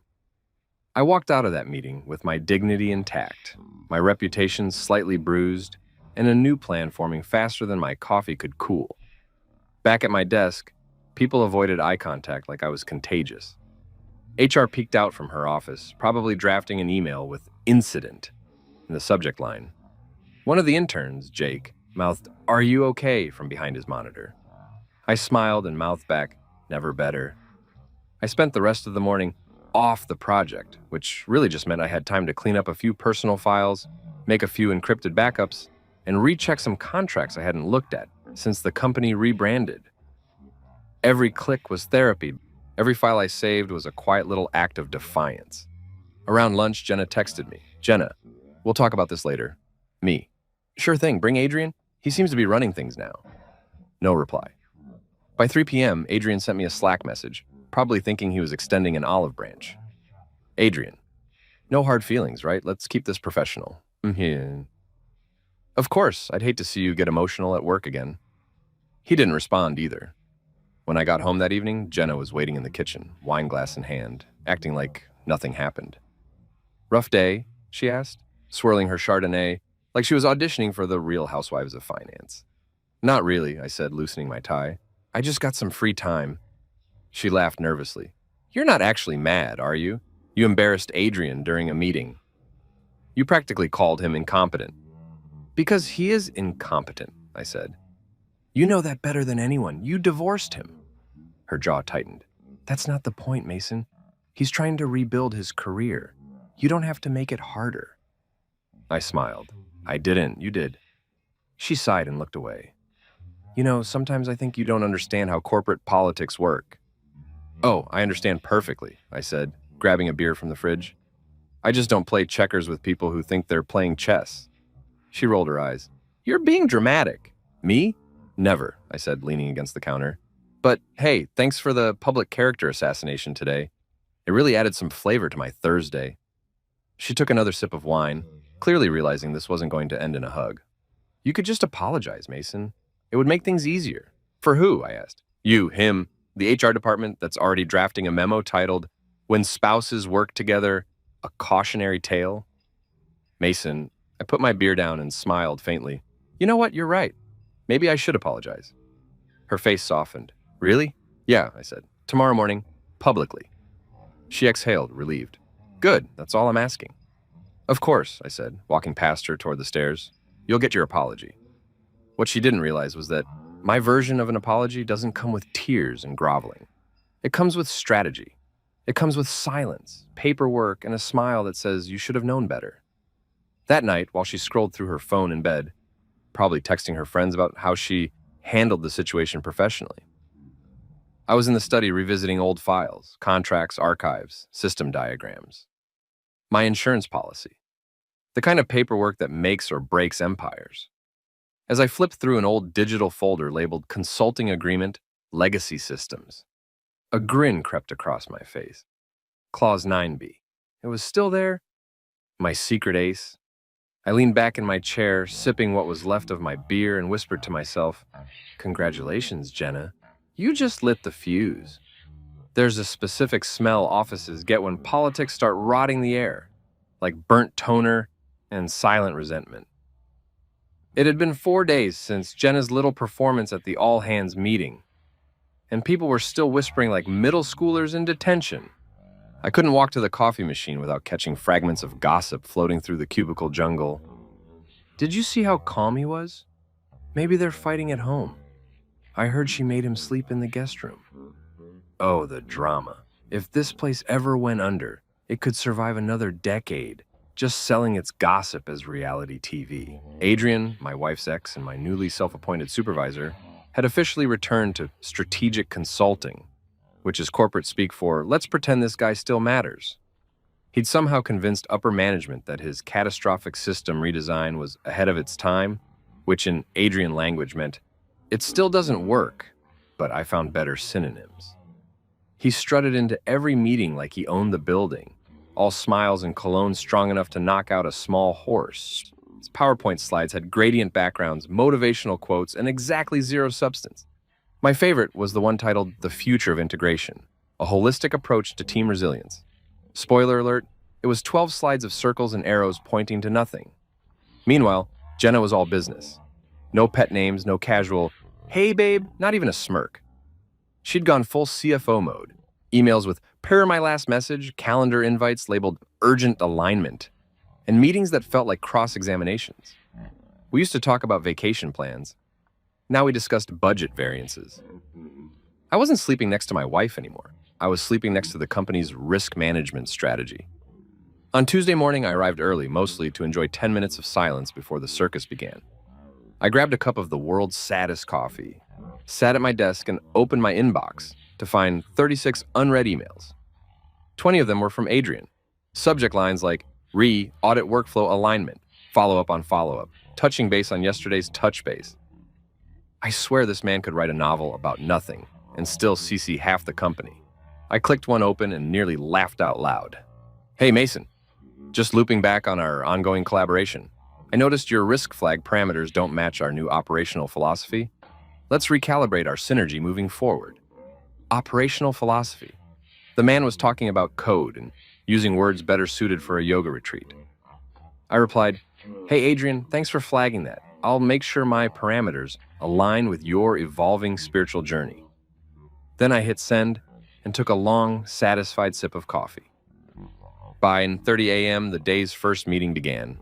Jenna had called it an interdepartmental transparency sync, which, if you speak corporate, translates to mandatory group therapy session. The entire compliance department crammed into conference room B, where the thermostat was permanently stuck between sauna and freezer burn.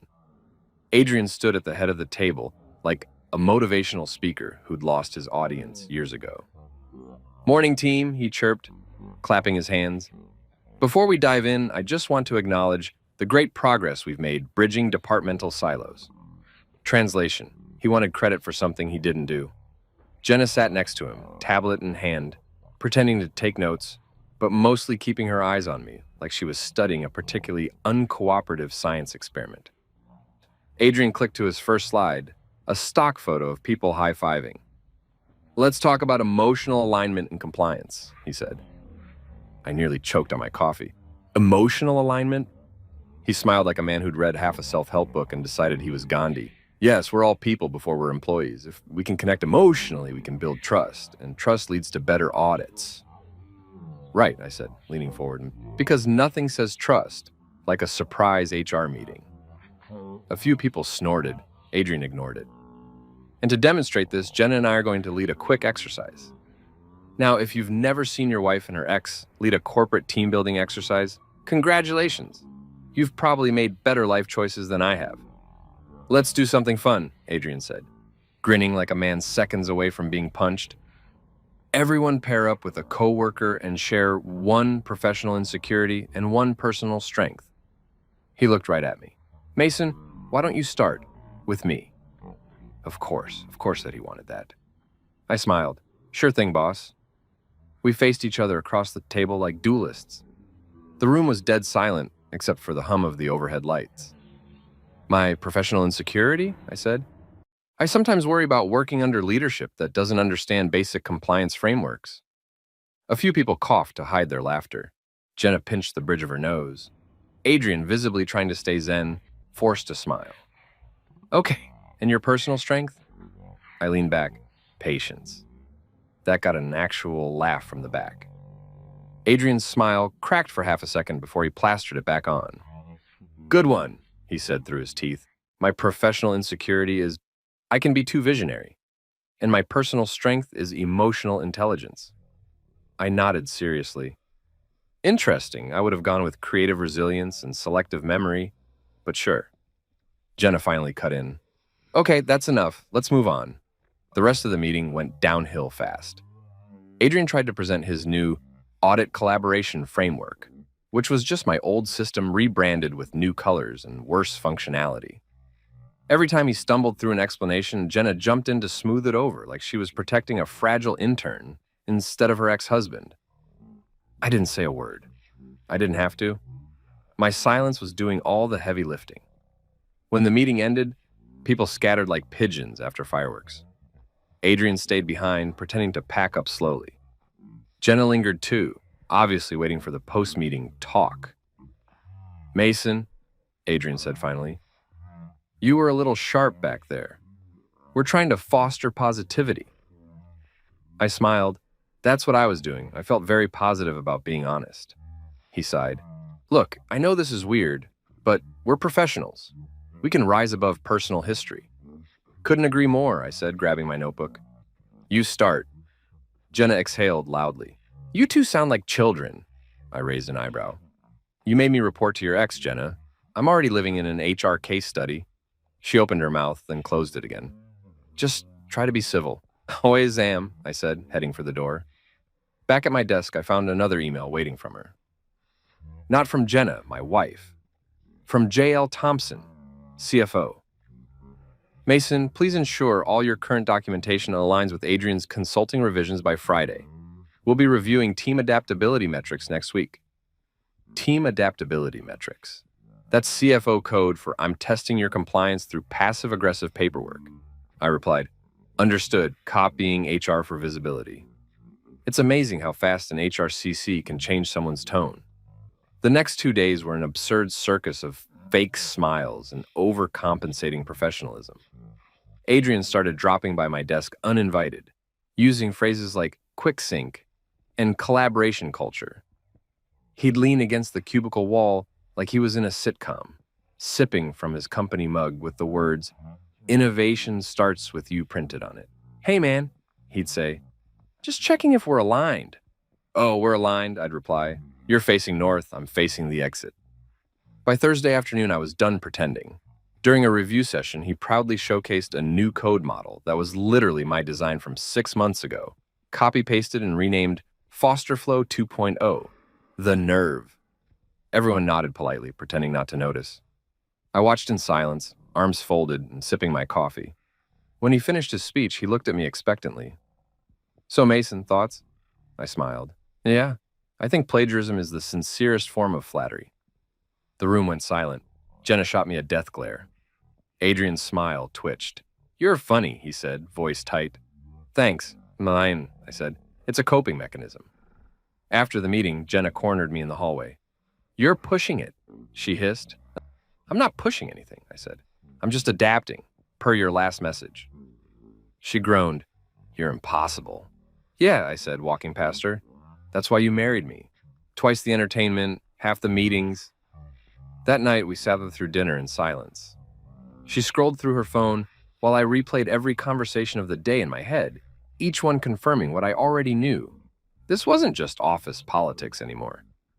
This was a marital Cold War disguised as quarterly alignment. When she finally looked up, she said, "Adrian thinks you're undermining him." I almost laughed. "I don't need to undermine him, Jenna.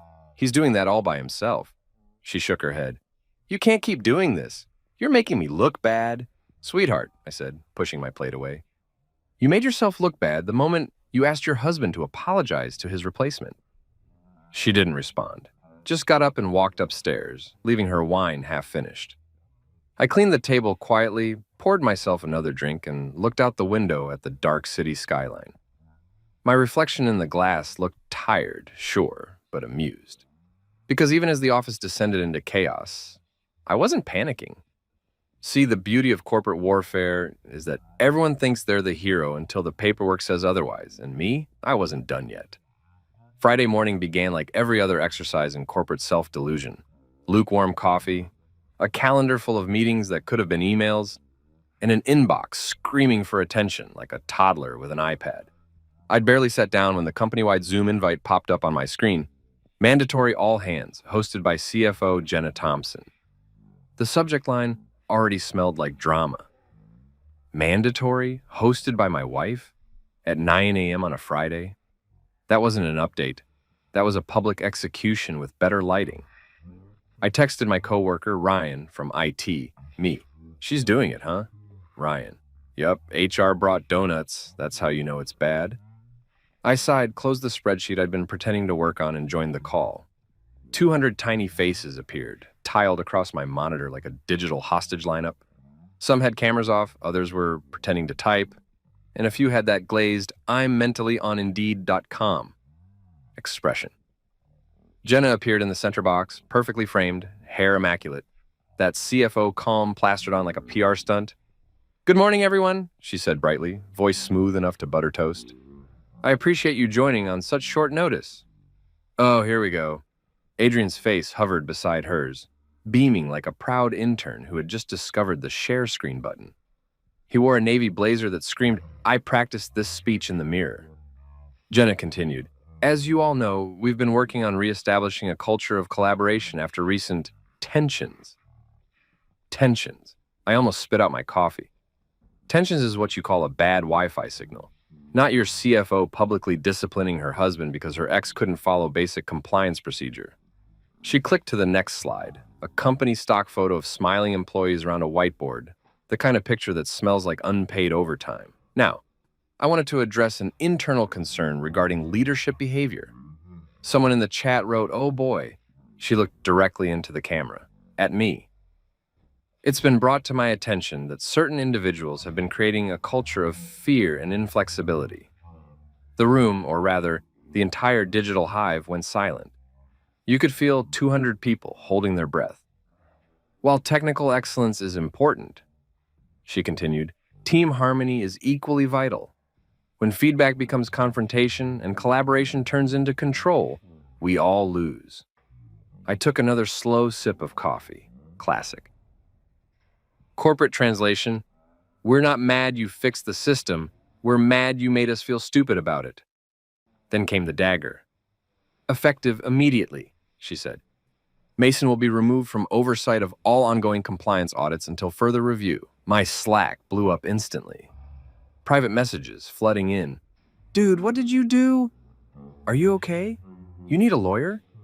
Adrian, ever the opportunist, leaned forward with that condescending smile he must have practiced during his divorce hearings. To clarify, he added, this isn't punitive. It's about promoting a safe and creative work environment. Safe and creative. Yeah, because nothing screams creativity like firing the guy who kept your company from a federal fine. My screen lit up with faces pretending to look sympathetic while secretly loving the drama. HR blinked so hard I thought her webcam froze. Even the CEO's little window flickered, probably debating whether to step in or grab popcorn. Jenna clasped her hands, waiting for my reaction. The moment hung heavy, awkward, almost cinematic. She expected me to argue, to unmute, defend myself, make it messy. That's what everyone wanted. The fireworks, the scandal, the emotional confession. Instead, I smiled. Just slightly. Then I unmuted. Okay. One word. Calm, polite, and lethal. 200 faces froze. Adrian's smile twitched like a dying battery. Jenna blinked twice, thrown completely off script. Sorry, she asked, voice trembling just a little. You're right, I said evenly. Culture's important. Please proceed.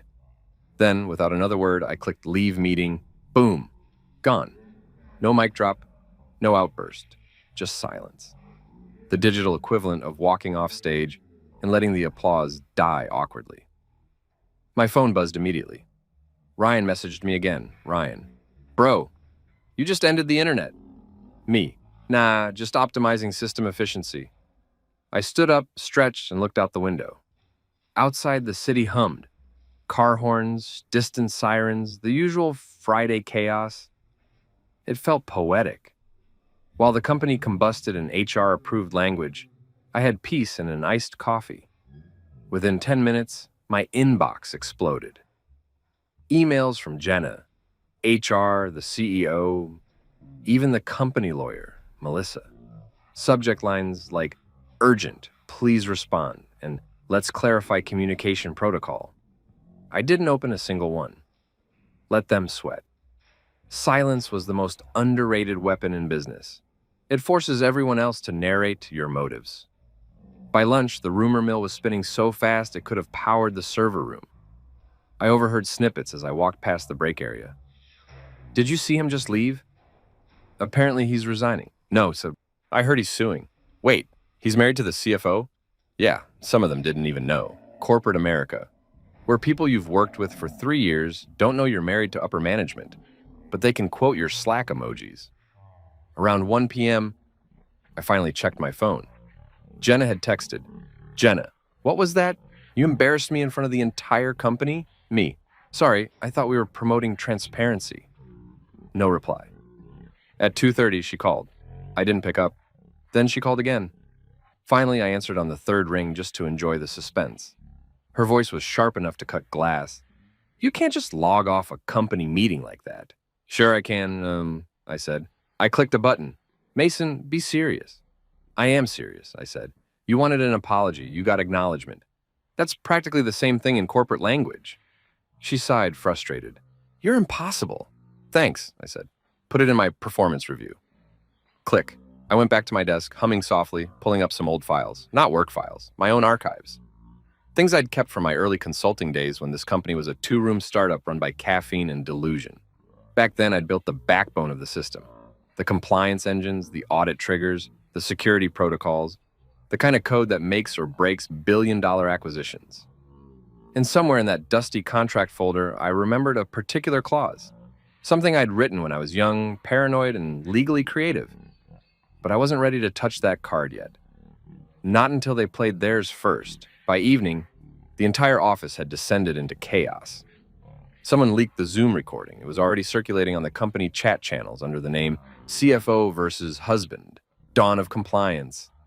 HR tried to delete it, but you can't stop the internet once it smells scandal. My phone buzzed again. Ryan calling this time. Dude, he said between laughs, you went viral internally. They're making memes. One's got your face over Thanos saying, okay. Accurate, I said. Perfectly balanced. He snorted. You're insane. Maybe, but I'm also unemployed for the weekend. Man, he said, lowering his voice. You sure you want to poke that bear? Jenna's furious. Good, I said. Means she's predictable. After hanging up, I made dinner, steak, medium rare, because I deserved something satisfying. Jenna didn't come home until late. When she walked in, she looked exhausted. Her power bun, now a war crime. "Do you have any idea what you've done?" she snapped. "Yeah," I said calmly, slicing into my steak. "I saved myself a meeting." "This isn't funny, Mason. The CEO wants answers, the board's asking questions, HR is threatening to mediate." "Perfect," I said. "Maybe they'll finally learn what mediation actually means." She threw her bag onto the couch. "Why can't you just cooperate for once?" "Because," I said, looking up, "I'm not the one who turned our marriage into a management case study." Her eyes flashed. "You humiliated me." "You humiliated yourself," I said, tone still even. "All I did was stop participating." For a second, she said nothing, then softer. "You're going to regret this." "Maybe," I said, finishing my bite. "But not tonight." She stormed upstairs without another word. I waited until I heard the bedroom door slam before pulling out my laptop again. If the morning had been humiliation, the night was clarity. I wasn't just angry, I was awake. I'd played by corporate rules too long. Polite, deferential, logical. But the game was rigged. People like Adrian failed upward, while people like me cleaned the mess quietly in the dark. No more. I typed a few lines of code, disabling some back-end redundancies, not destructive, just delicate edits. The kind of changes no one notices until they matter. Then I saved everything to an encrypted drive labeled DRK Core. A little inside joke. When I shut the laptop, I felt lighter. Peaceful, even. Let them think they'd won. Let them print memos and whisper about damage control. Monday would come soon enough. And with it, consequences. Because in corporate America, silence isn't weakness. It's the sound of a plan taking shape. And me, I was done talking. You ever have one of those mornings where you wake up and realize the storm you caused is now trending on Slack? That was me on Monday. I opened my laptop, and before the login screen even blinked, my phone buzzed nonstop. Emails, messages, notifications. The company hadn't just imploded. It had turned into a full-blown corporate opera. HR sent a reminder about professionalism. The CEO sent a "we value every voice" email that sounded suspiciously like damage control. Even Adrian, the ex-husband turned consultant turned peacock in a blazer, had sent me a "no hard feelings" note, complete with an emoji handshake, because nothing says maturity like passive-aggressive clip art. And I wasn't angry. Oh no, I was calm, dangerously calm. Because that kind of chaos meant one thing: they'd finally stepped exactly where I wanted them. 19 years ago, back when this company was called Delta Financial Tech and ran out of a second-hand office above a nail salon, I'd been one of the original architects. Just me, a couple of developers, and a whiteboard that smelled like regret. We'd built the audit systems from scratch, line by painful line of code, duct-taped together with caffeine and paranoia. And because I didn't trust anyone, least of all the founders, who thought legal review meant asking their cousin who'd once watched Suits, I'd written a few protective clauses into my consulting agreement. Nothing dramatic, just insurance. The kind of thing people overlook because they assume the nerd writing it is harmless. Clause 9b. That was my secret weapon. Buried in 4 pages of boring legal jargon, it read, "In the event of termination without cause, all derivative systems remain property of the consultant."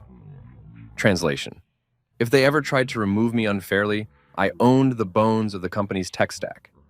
Every script, every compliance tool, every data model, mine. They could fire me, sure, but they couldn't use the system I built without paying for it. I'd written it back when the company had no legal department, and no one read anything past page 2.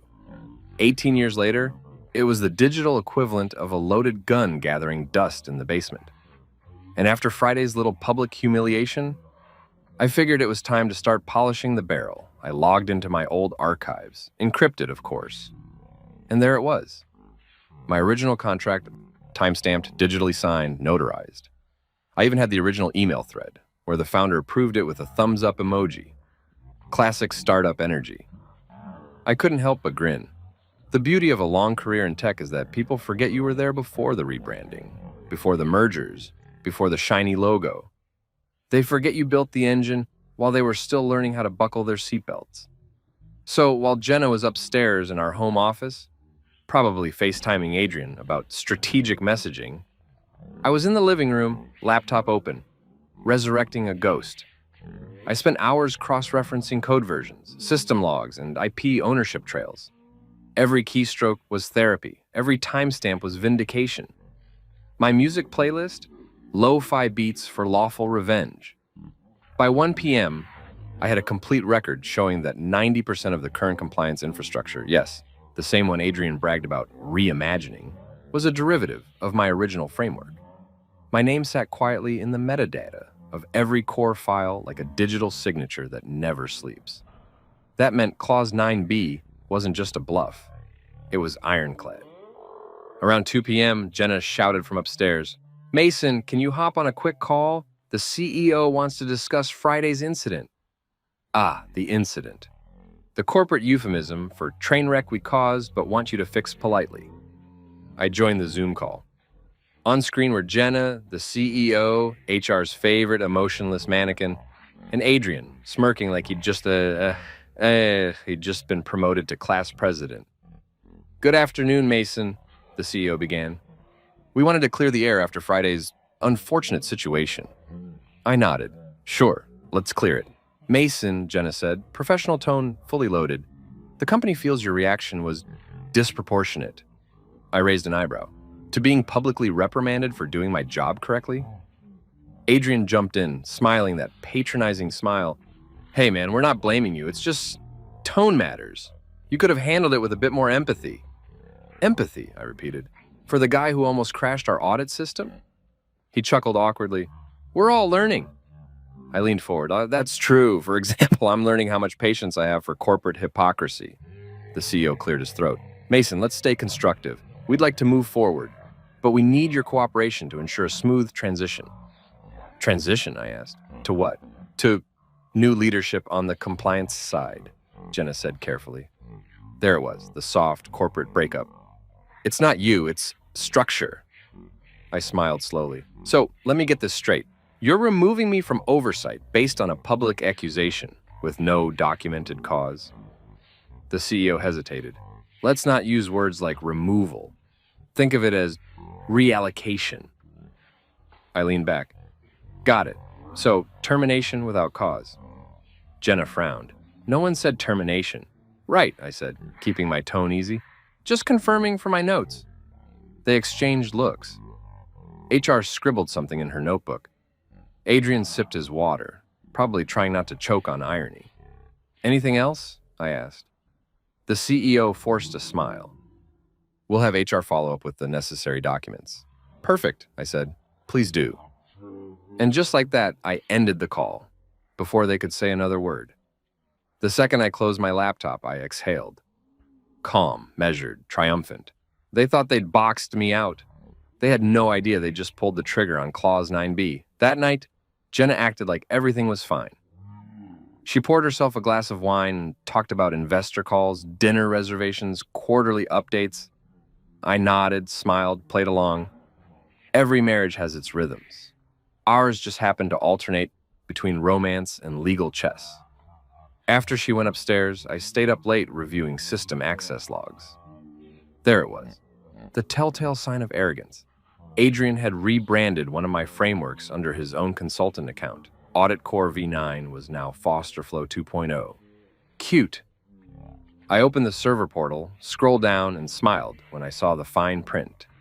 See, proprietary module, licensed to Mason Drake Consulting, LLC. The man had just stolen something I legally owned and used it in a corporate environment that had technically terminated me without cause. The poetry of it was almost beautiful. At midnight, I drafted a short email to legal@deltatech.com. Subject: Inquiry regarding IP ownership of derivative compliance systems. Hello. As per my original 2006 consulting agreement, attached, I retain ownership of derivative systems developed under Audit Core V9 architecture. Recent company activities appear to be utilizing said framework without renewed licensing. Please confirm authorization. Regards, Mason Drake. Founder, Drake Core Systems, LLC. I hit send and smiled. At exactly 12:04 a.m., I received the automatic response. Your message has been received. Legal will review within 3-5 business days.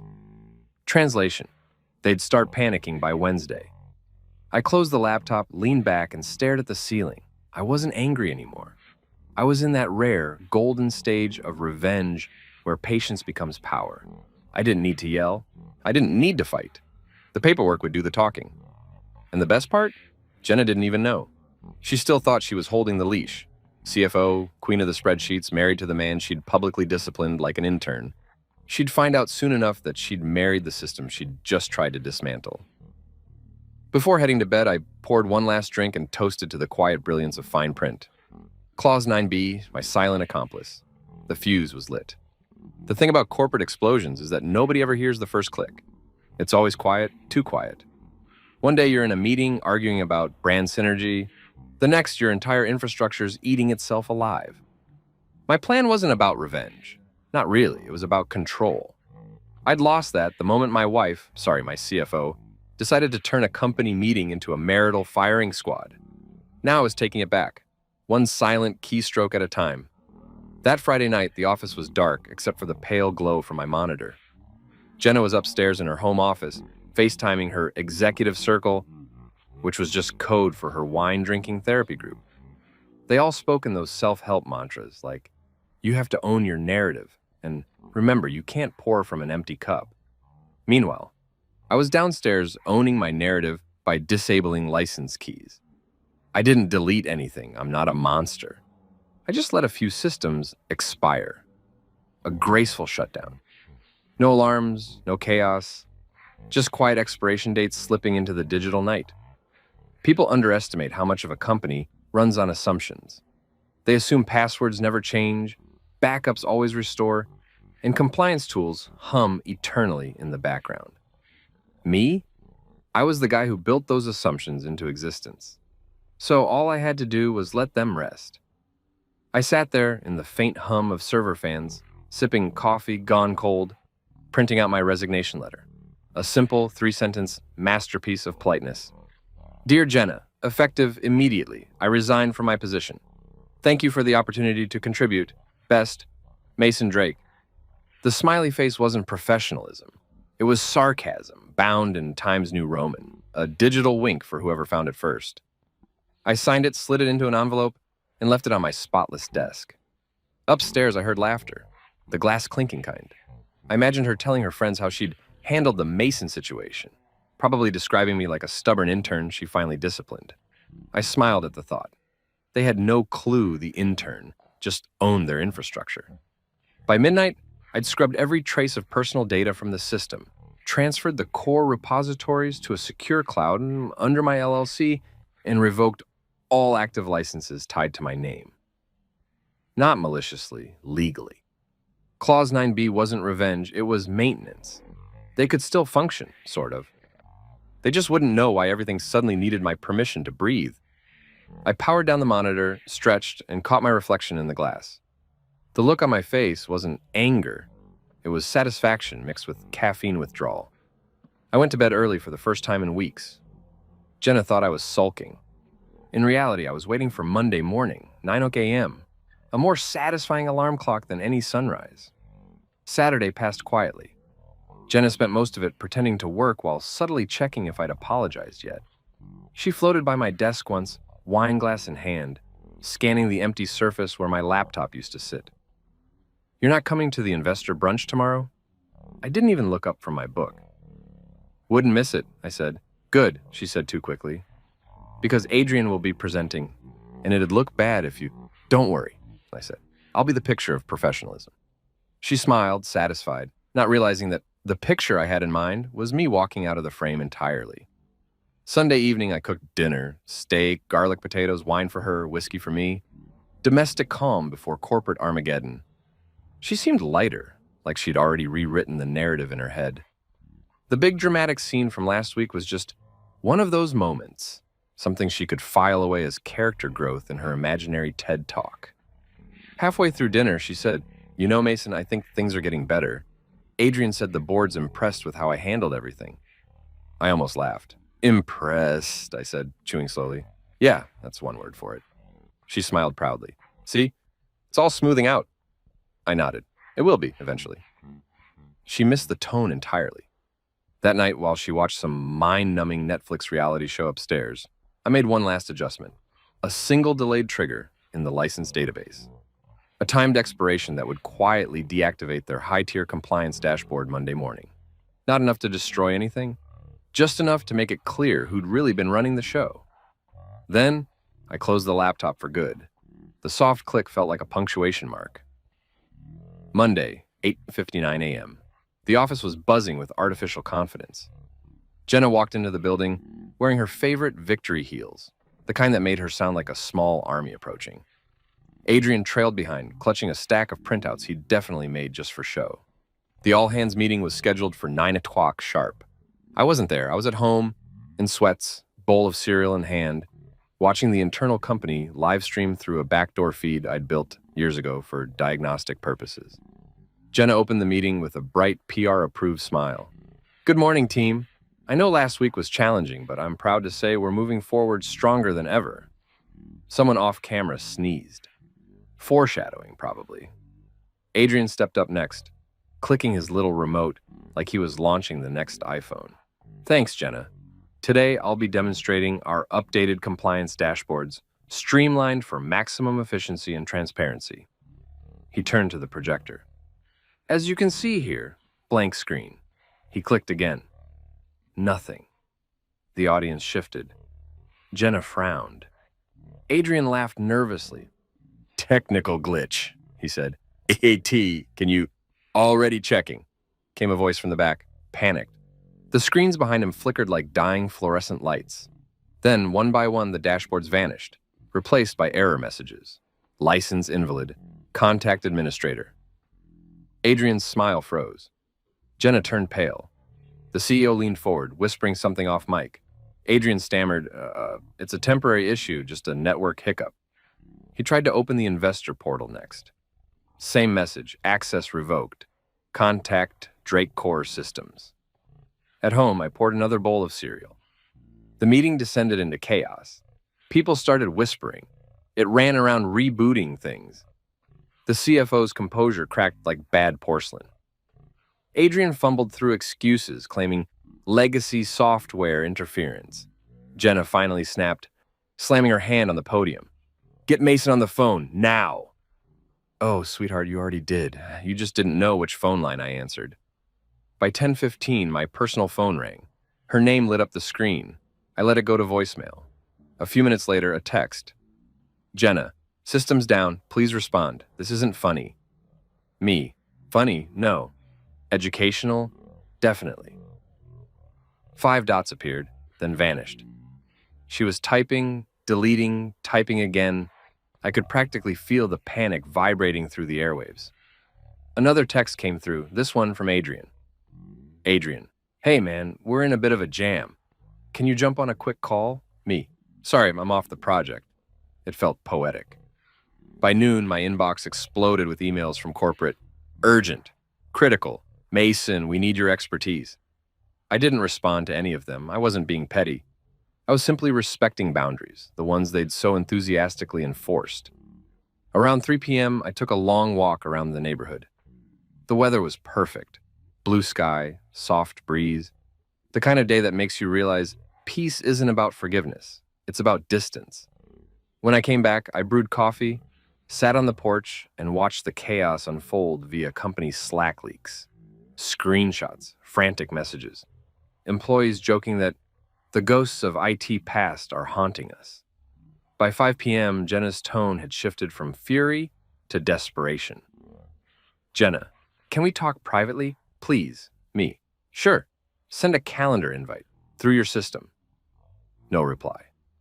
Later that night, she came home. Not the confident CFO anymore, just a woman whose empire was slipping through her manicured fingers. She dropped her bag by the door and looked at me like I was a fire she couldn't figure out how to put out. Mason, she said softly, what did you do? I set down my coffee. I resigned. You disabled the systems. I disabled my systems, I corrected. Big difference. You can't just... Clause 9B, I said, calm as ever. Look it up. She blinked. What clause? The one you never read.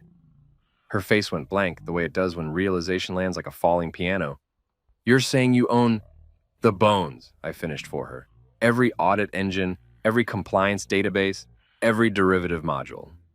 I built the skeleton, Jenna. You just dressed it up in designer suits. She sank onto the couch, silent for once. I stood, stretched, and said, Don't worry, I didn't break anything. I just reminded you who built it. Then I walked past her to the door. You should probably tell Adrian to stop presenting dashboards that don't exist. She whispered something I didn't catch. Maybe an apology, maybe disbelief. Either way, I didn't stop to listen. Outside, the air felt crisp and clean. Freedom always smells like coffee and server dust. I wasn't angry. I wasn't even smug. Just done. Because sometimes the best revenge isn't a scandal or a scream, it's a quiet exit signed with a smiley face. Monday mornings are supposed to start with bad coffee and fake smiles, not panic calls from the CFO's office. But when your wife's ex is running the show on a system you legally own, the universe tends to reward irony. At precisely 7:43 a.m., my phone started buzzing like a nest of angry bees. The company hotline, my personal line, even LinkedIn messages, every platform screaming some version of help. I ignored them all, letting the chaos marinate. Nothing makes executives sweat like silence. By 8 o'clock, I was eating cereal on my couch, watching the storm unfold on my private admin dashboard. Not to brag, but it was cinematic. Error alerts flashing like fireworks, database clusters stalling, compliance bots begging for missing credentials. My masterpiece of controlled failure. The best part? Everything was reversible. I hadn't destroyed a thing. I'd simply withheld permission. Like a landlord changing the locks on a tenant who forgot they don't actually own the building.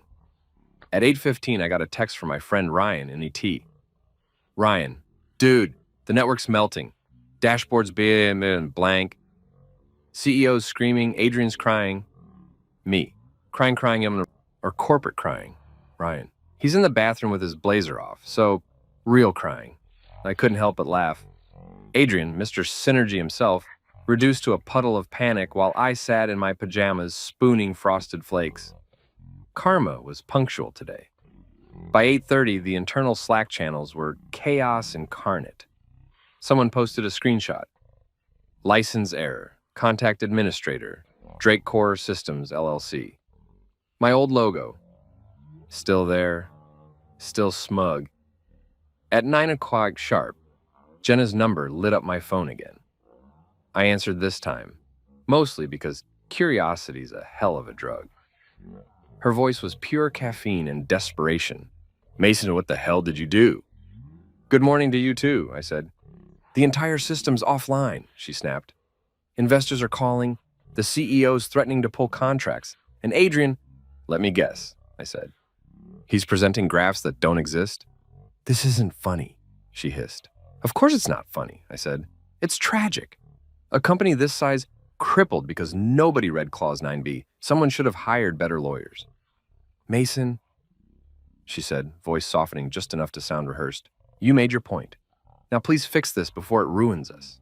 Ruins you, I corrected. I'm fine. She exhaled shakily. Please. I'm asking you as your wife. Wife, I said. Interesting choice of word after last week's meeting. Which role are you using? CFO or spouse? Mason, tell you what, I interrupted, setting down my cereal. I'll consider it if you make a public statement acknowledging that I own the Drake Core framework. I don't even need an apology, just truth. She hesitated. That's impossible. Then so is your login, I said and hung up. Silence. Sweet, liberating silence. I opened my laptop and watched the chaos unfold like the world's most satisfying live feed. The CEO's admin console was flashing unauthorized. The investors' dashboards displayed service suspended. It was in meltdown, rebooting servers like a defibrillator with no heart to revive. And Adrian, oh, poor Adrian, was in a meeting trying to manually explain data trends he couldn't access. Ryan sent another update. Ryan, Bro, he tried to draw the graphs by hand on a whiteboard. Me. Art therapy. I almost felt bad. Almost. By 9:30, my email inbox overflowed with messages titled Urgent. The CEO himself sent one that began with Mr. Drake instead of Hey Mason. That's when you know they're scared. They switched to formality from CEO, Prime Union Holdings. Subject, immediate assistance requested Mason. It appears our systems have encountered a serious licensing issue. We believe this may relate to your legacy infrastructure. Please contact me immediately so we can resolve this amicably. Regards, Douglas P. Henley. Amicably. Corporate for before I call my lawyer. I poured another cup of coffee, cracked my knuckles, and replied, from Mason Drake to Douglas P. Henley. Subject, immediate assistance requested, Douglas. I'd be happy to assist. However, as the rightful license holder of the Drake Core Framework, see attached contract clause 9b, my consulting services would need to be re-engaged under standard vendor terms. Please have legal contact my office to discuss retainer options. Warm regards. Mason Drake, founder. Drake Core Systems LLC. I hit send and took a long sip of coffee. That was my version of lighting a cigar after a clean job. At 10 o'clock, Jenna called again. I ignored it. Then she called from her office phone. I ignored that, too. She tried email next. Subject, please. Inside one line. They're blaming me. For a second, just a second, I felt something. Not guilt exactly, but nostalgia. I remembered the woman I married before she became the company. Back when she laughed without spreadsheets and kissed me without scheduling it. Then I remembered her standing in that meeting room shouting, "You're off the project until you apologize to my ex-husband." Yeah, sympathy deleted. Around 11 Ryan texted again. Ryan, bro, hey, HR just sent out a company-wide memo saying, we're experiencing temporary technical adjustments. Man, and corporate translation, we're screwed but don't panic. Ryan, people are panicking. Me, good. By noon, Bloomberg-level panic had set in. The compliance team couldn't access investor data. The audit files were frozen. The automated report system was spitting out error codes like a broken slot machine. Adrian tried rebooting a server manually, which is kind of like trying to perform brain surgery with a spoon. Jenna's third text of the day came through at 12:47. Jenna, the CEO's threatening to fire me. Please, Mason, I'll fix this with you privately. Me, send me the statement. Jenna, what statement? Me, acknowledging ownership, Drake Core, clause 9b. You remember. Jenna, you're blackmailing me. No, I'm invoicing you. At 1:30, the company lawyer, Melissa, called me directly. She sounded winded, like she'd sprinted through 5 meetings and 2 existential crises. Mason, hi, it's Melissa from legal, she said. Her tone trying to stay professional, but cracking around the edges. We're reviewing the contract and, well, it appears clause 9b is indeed enforceable. Appear, I said. It's notarized, time-stamped, and signed by your founder. Yeah, she sighed. Technically, you own the framework. Technically? I repeated. You're welcome to test that theory in court. She exhaled audibly. Can we discuss a buyout? Sure, I said casually, but my rates have gone up. Supply and demand, you know. She groaned.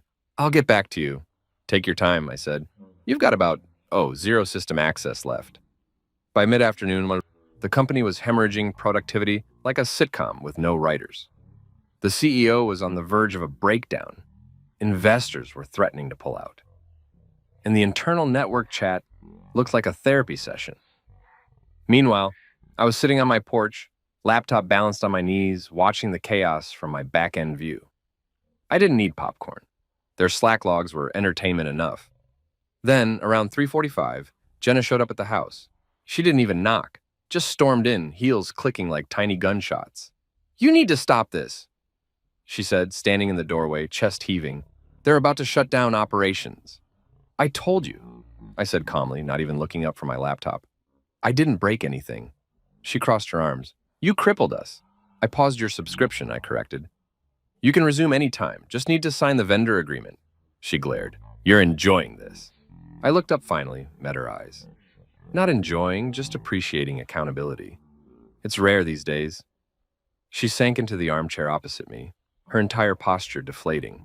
They're going to fire Adrian. I'll send flowers. Her voice softened. And me. Actions have consequences? I said, echoing the line she'd used on me once. Remember? She didn't respond, just stared at the floor. After a long silence, she whispered, "You win?" I leaned back, tilting my head. It's not a game, Jenna. It's business. The part you always forgot. For the first time in weeks, she didn't have a comeback. No corporate buzzwords, no damage control jargon, just quiet. After she left, I reopened my email and saw a new message from the CEO. Subject, contract negotiation, Mason. We'd like to retain Drake Core Systems immediately. Legal is drafting a new consulting agreement. Expect payment terms within the hour. Respectfully, Douglas P. Henley. I smiled. Respectfully. That's corporate for we surrender. By 6:00 p.m., my bank app pinged with a deposit notification. An obscene consulting retainer, paid in full. The same company that publicly humiliated me was now paying me to fix the mess they created.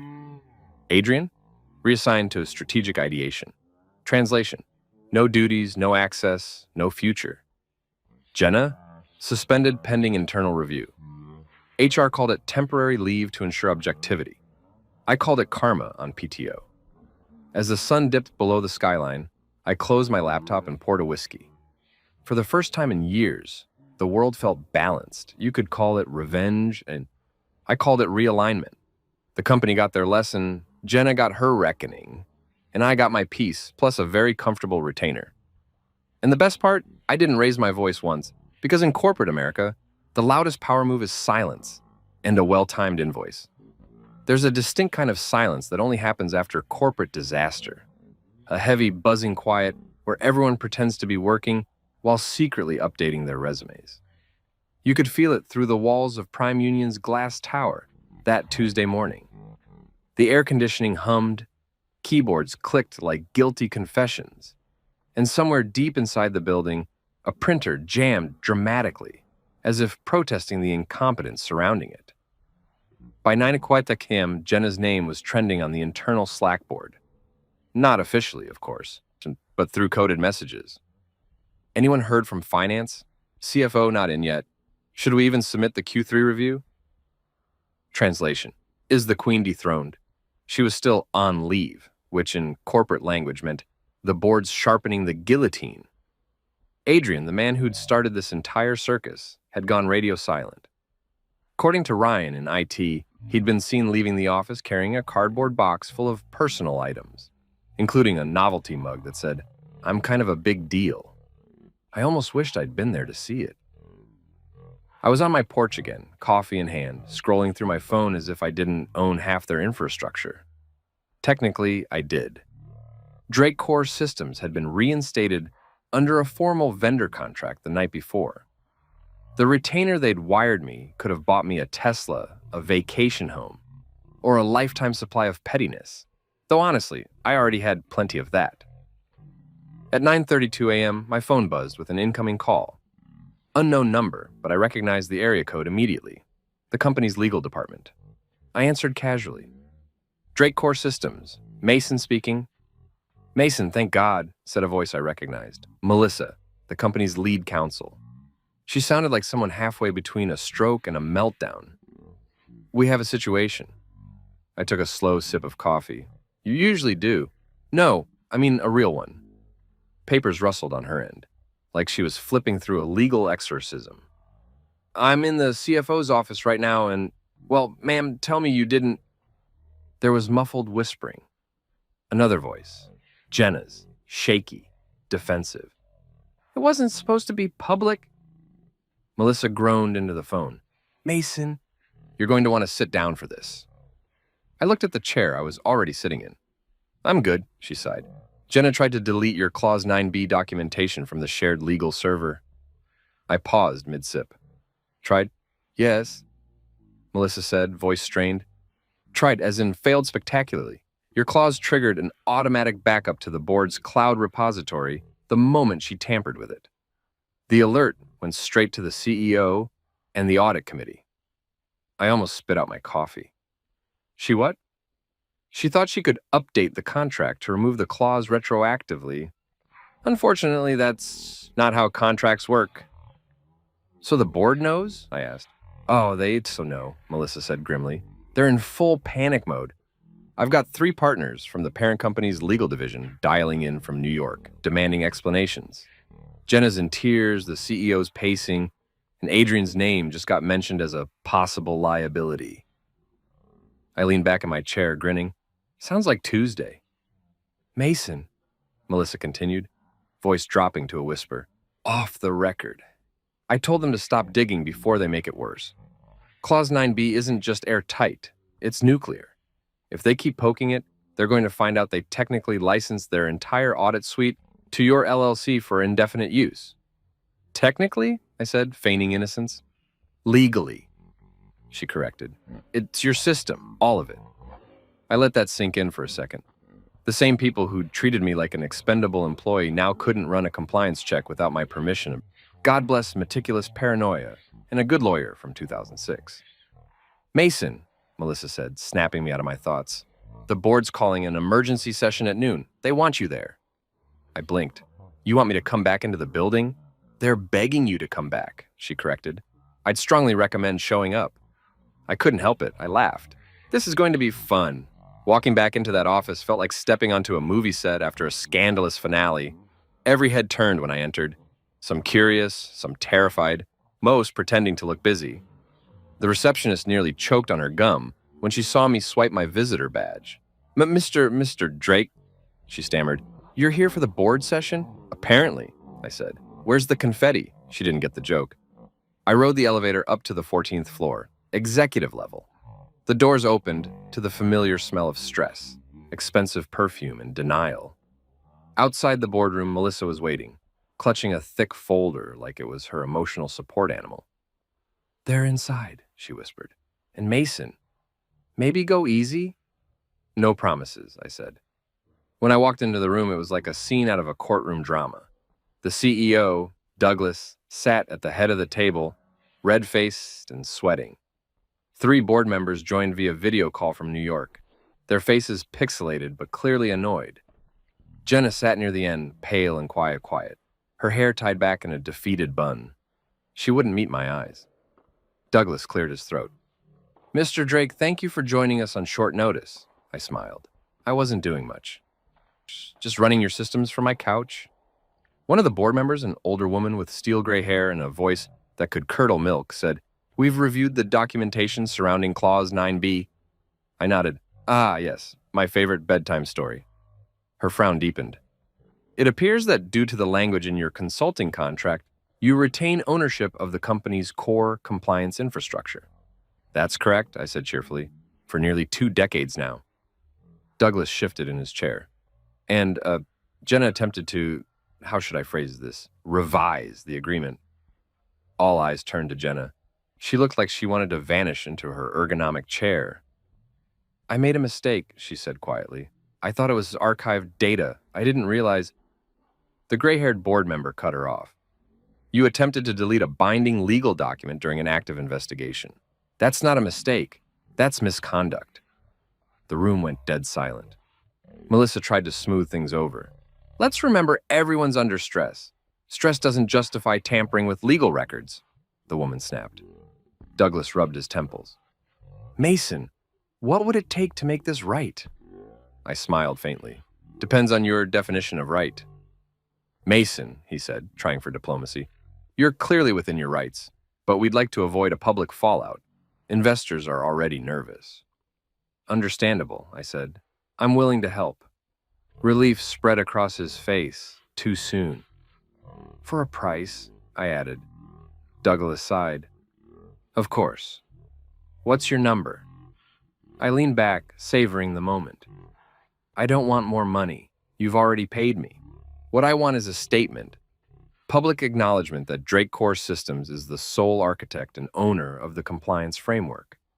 That includes full credit in all investor documentation. The board murmured. Douglas hesitated. That's unconventional. So is being fired by my wife, I said. One of the New York board members chuckled before catching himself. After a tense silence, Douglas nodded. Fine, we'll issue the statement. In return, you'll restore system access. Within 24 hours of publication, I said. Written, signed, distributed. He extended a hand. Deal. I shook it. Pleasure doing business, again. As I turned to leave, Jenna finally spoke. Mason, wait. I stopped at the door. She stood, eyes glistening, voice trembling. I didn't mean for any of this to happen. I gave a small, humorless smile. You meant to embarrass me in front of the company. Everything after that is just cause and effect. I lost everything. She whispered. No, I said. You just learned who everything belonged to. Then I walked out. By the time I got home, my inbox was already buzzing with the press release draft. Prime Union Holdings acknowledges and thanks Drake Core Systems, LLC, led by Mason Drake, for the proprietary infrastructure that powers our compliance and audit platforms. We are proud to continue this partnership under a renewed strategic agreement. That's corporate code for, we messed up and he owns us now. Ryan texted me 5 minutes later. Ryan, bro, you're a legend. They're calling you the Ghost Founder. Me, that's Dr. Ghost Founder to you? I poured myself a drink and sat back, watching the sunset. For the first time in months, I felt calm. Not vengeful, not smug, just calm. Because this wasn't about revenge anymore, and it was about balance. And the beauty of balance? You don't need to raise your voice to achieve it. You just need to write one clever clause and wait 18 years for karma to mature. You could measure the chaos inside Prime Union by the sound of Jenna's heels. The faster she walked, the closer someone was to being frustrated. And that Monday morning, her heels could have registered as a seismic event. Click, click, click, click, like an approaching lawsuit with lipstick. From what Ryan texted me, the office looked like a financial apocalypse. Investors were calling, the servers were crying, and the only person with working credentials, me, was making a second cup of French press coffee at home. When you're in control, you don't rush, you let the panic breathe. By 9 o'clock a.m., the company's Slack had devolved into full-scale hysteria. Departments were tagging me like I was tech support for the universe. At Mason, can you restore access for accounts payable? We have payroll stuck mid-process. At Mason Drake, please respond. Compliance bots have gone feral. At Drake Core Systems, you are our only hope. I sipped my coffee. They finally got it, I muttered. Then came the email from the CEO. Subject line in all caps, never a good sign. Urgent. All systems compromised. Mason, we need immediate intervention. Investors are threatening legal action. I understand you're within your contractual rights, but this has gone beyond a disagreement. Please call me before noon. Douglas. I didn't reply. You never respond when they're panicking. It ruins the power curve. At 9:37, Jenna called again. I almost didn't pick up. Almost.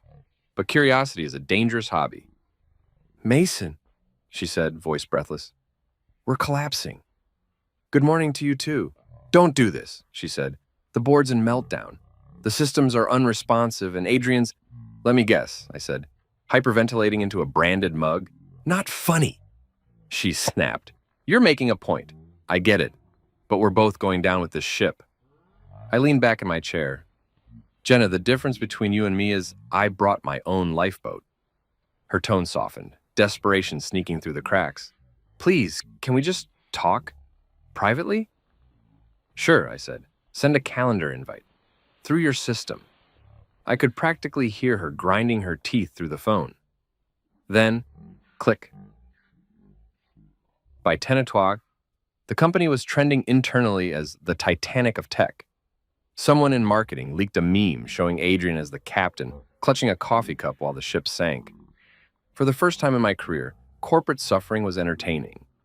Then, right on cue, Ryan called. Bro, you will not believe this, he said between laughs. Jenna just called an emergency investor meeting. Of course she did, I said. She's addicted to optics. Yeah, well, she walked in looking like a Wall Street power move. White blazer, blood-red heels, face set to, I'm not panicking. But dude, Adrian followed her in wearing a Hawaiian shirt. I choked on my coffee. A what? Apparently he thought it was casual Monday. Jesus Christ, I said. It's like watching reality TV for accountants. Bro, Ryan said, lowering his voice. They're trying to manually rebuild your system. with PowerPoint flowcharts. I set my mug down. PowerPoint? Oh, this is going to be biblical. At 11:15, another text came in. This one from Melissa, the lawyer. Melissa. Mason, FYI, the CFO is attempting to access your private modules through an admin override. Me. Adorable. Melissa. It's triggering internal alerts. It's losing its mind. Me. Good. Builds character. Apparently, Jenna and Adrian were in her office, surrounded by a swarm of interns trying to fix the system by resetting the server keys, which in non-corporate English is like trying to repair a jet engine with a hairdryer. At 11:40, my phone buzzed again. Ryan this time, voice barely containing laughter. She's screaming at it, man, full CFO mode. You know that tone that makes coffee curdle? Oh yeah, I said. The one she used on me during tax season? Exactly that. But wait, it gets better. Adrian tried to take charge and said, "Don't worry, I used to be a developer." He accidentally logged everyone out of the network, even HR. I laughed so hard I had to put my phone down. That man couldn't debug a toaster. No joke, Ryan said. People are printing resignation letters on the backup printer because the email's dead. Ah, poetic symmetry. By noon, Melissa's number flashed again. I picked up this time. Mason, she said, out of breath. The CEO wants to know if you'll attend an emergency virtual board call at 1. I checked my watch. Depends, will there be snacks? Please, she said. They're desperate. I smiled. Desperation's not a mood, it's a negotiation tactic. At 1 o'clock sharp, I joined the Zoom call. My screen lit up with the usual suspects. Douglas, the CEO, looking like he'd aged 10 years in 2 days. Melissa, clutching a pen like a stress toy. Jenna, perfectly framed in her designer suit, but visibly unraveling. And Adrian, hiding behind a fake plant in his background. Douglas started. Mason, thank you for joining. We're in a challenging position. Understatement of the year, I said. He exhaled. The investors are demanding operational stability by end of day. We need your cooperation to restore access. Sure, I said. Once the acknowledgement statement goes public.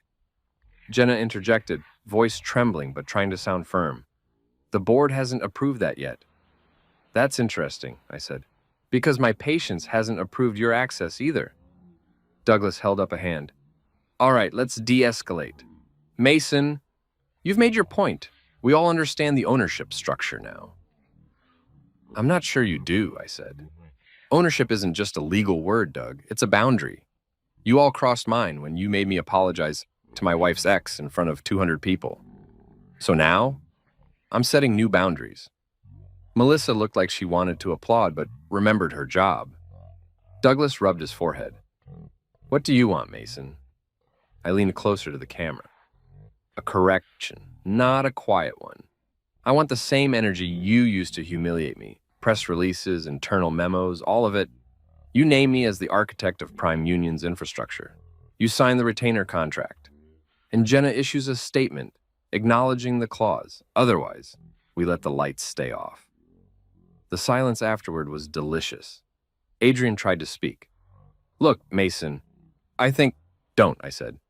You thinking is how we got here. He shut up. Jenna looked at me through the screen, her voice finally cracking. You're destroying everything. No, I said quietly. I'm just reminding you who built it. Douglas nodded slowly, defeated. Fine. We'll release the statement by close of business. Once you confirm restoration, we'll wire the next retainer installment. Pleasure doing business, I said, and logged off. That evening, I walked downtown just to feel the city again. Everything buzzed with noise. Cars honking, coffee shops crowded, people yelling into phones. It was chaos, but it was honest chaos. Not the polished kind you get in corporate offices where betrayal smells like cinnamon-scented air freshener. By the time I got home, the email was waiting. Subject, official statement for review. Prime Union Holdings formally recognizes Drake Core Systems LLC as the proprietary architect and primary vendor for our compliance infrastructure.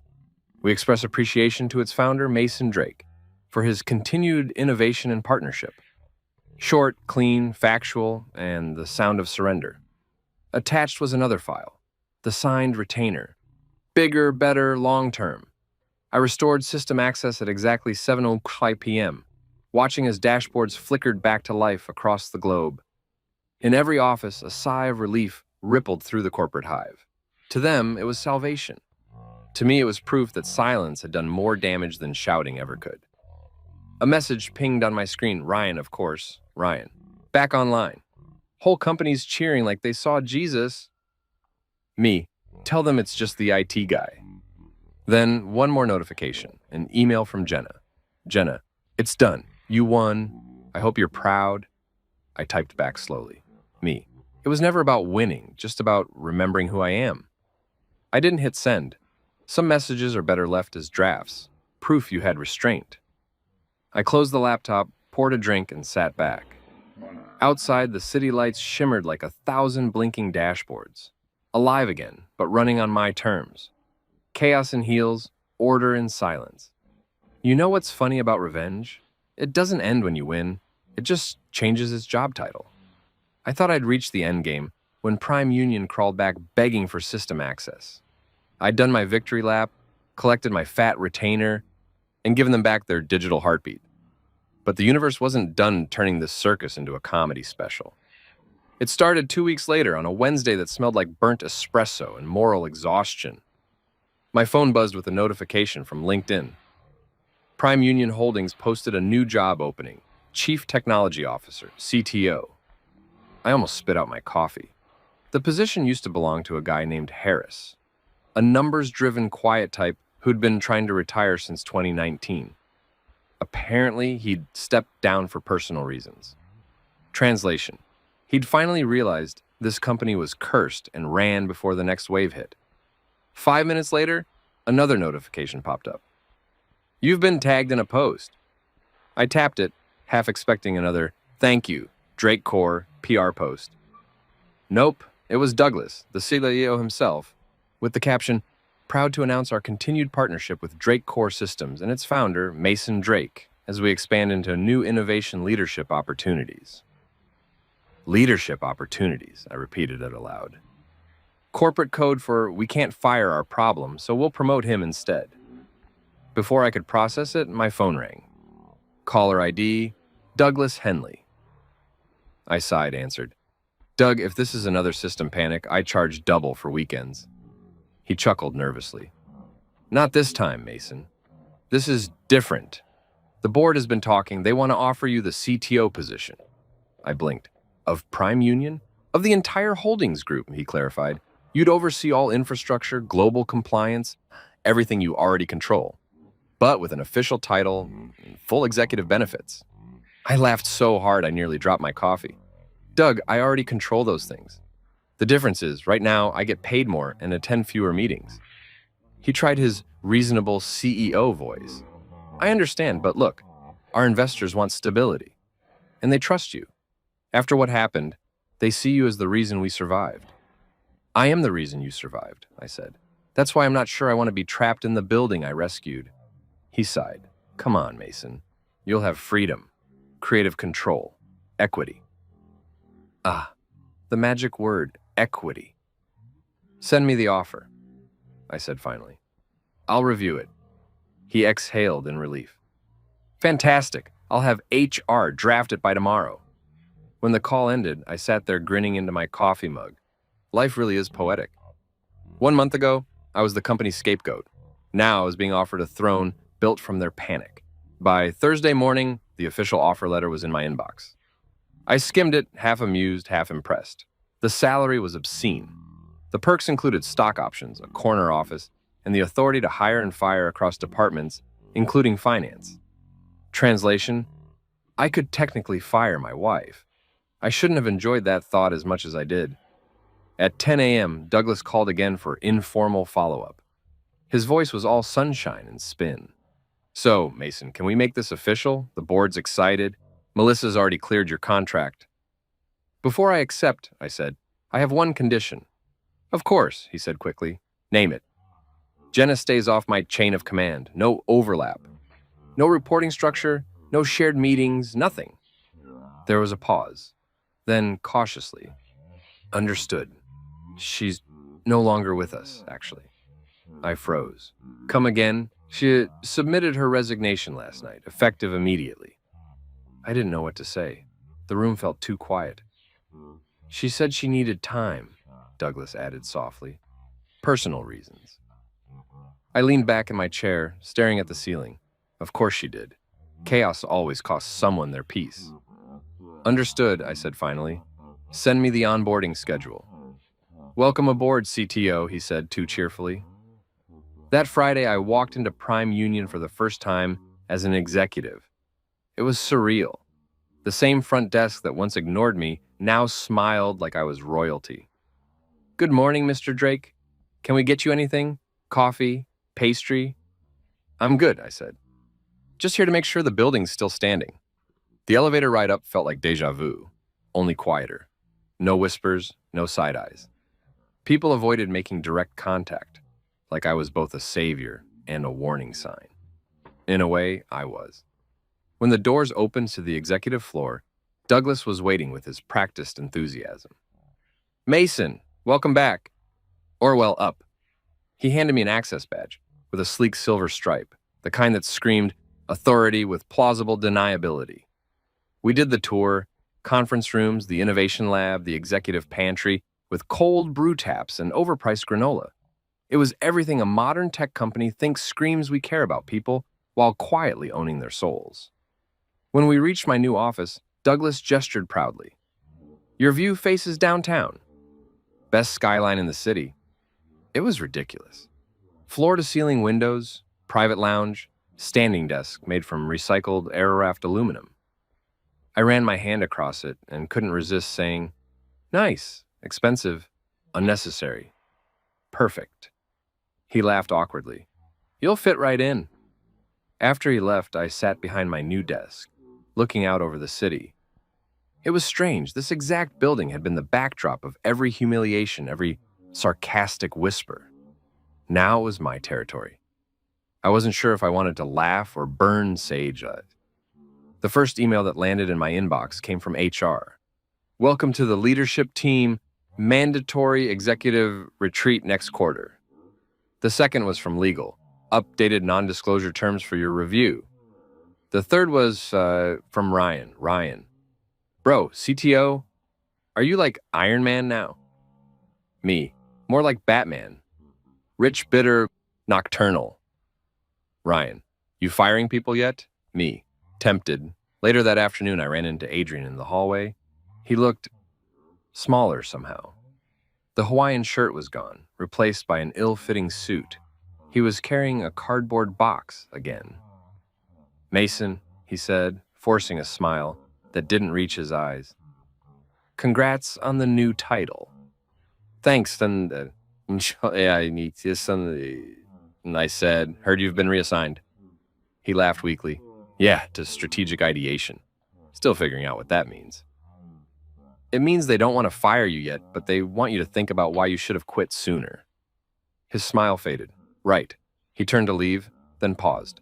Look, I know we've had differences, but for what it's worth, you played it smart. I shrugged. It's not chess if your opponent doesn't know the rules. He nodded slowly. Fair enough. Good luck, Mason. You too, I said, though we both knew Luck had left his department months ago. That evening, after everyone cleared out, I stayed in the office a little longer. I opened the internal database, scrolling through lines of code that still bore my old tags.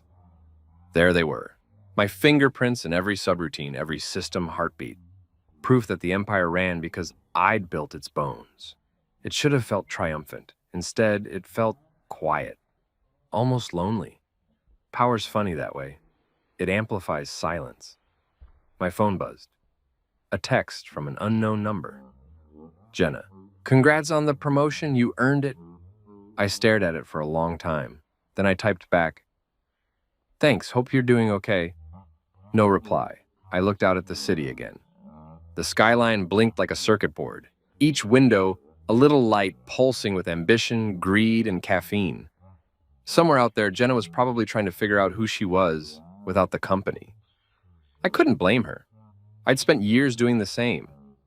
Now that I had everything, I realized everything didn't feel as loud as I thought it would. Still, I smiled, because even if peace felt weird, it beat humiliation. The next morning, Douglas stopped by my office holding 2 coffees. Welcome to the club, he said, handing me one. We're glad to have you steering the ship. Appreciate it, I said, though technically I already was. He laughed. It's true, but now it's official. He lingered awkwardly before asking, So, how's it feel after everything? I leaned back in my chair, staring at the skyline. Feels like poetic irony with health insurance. He laughed again, a little too hard. That's one way to put it. As he left, I opened my email again. 20 unread messages, all labeled urgent.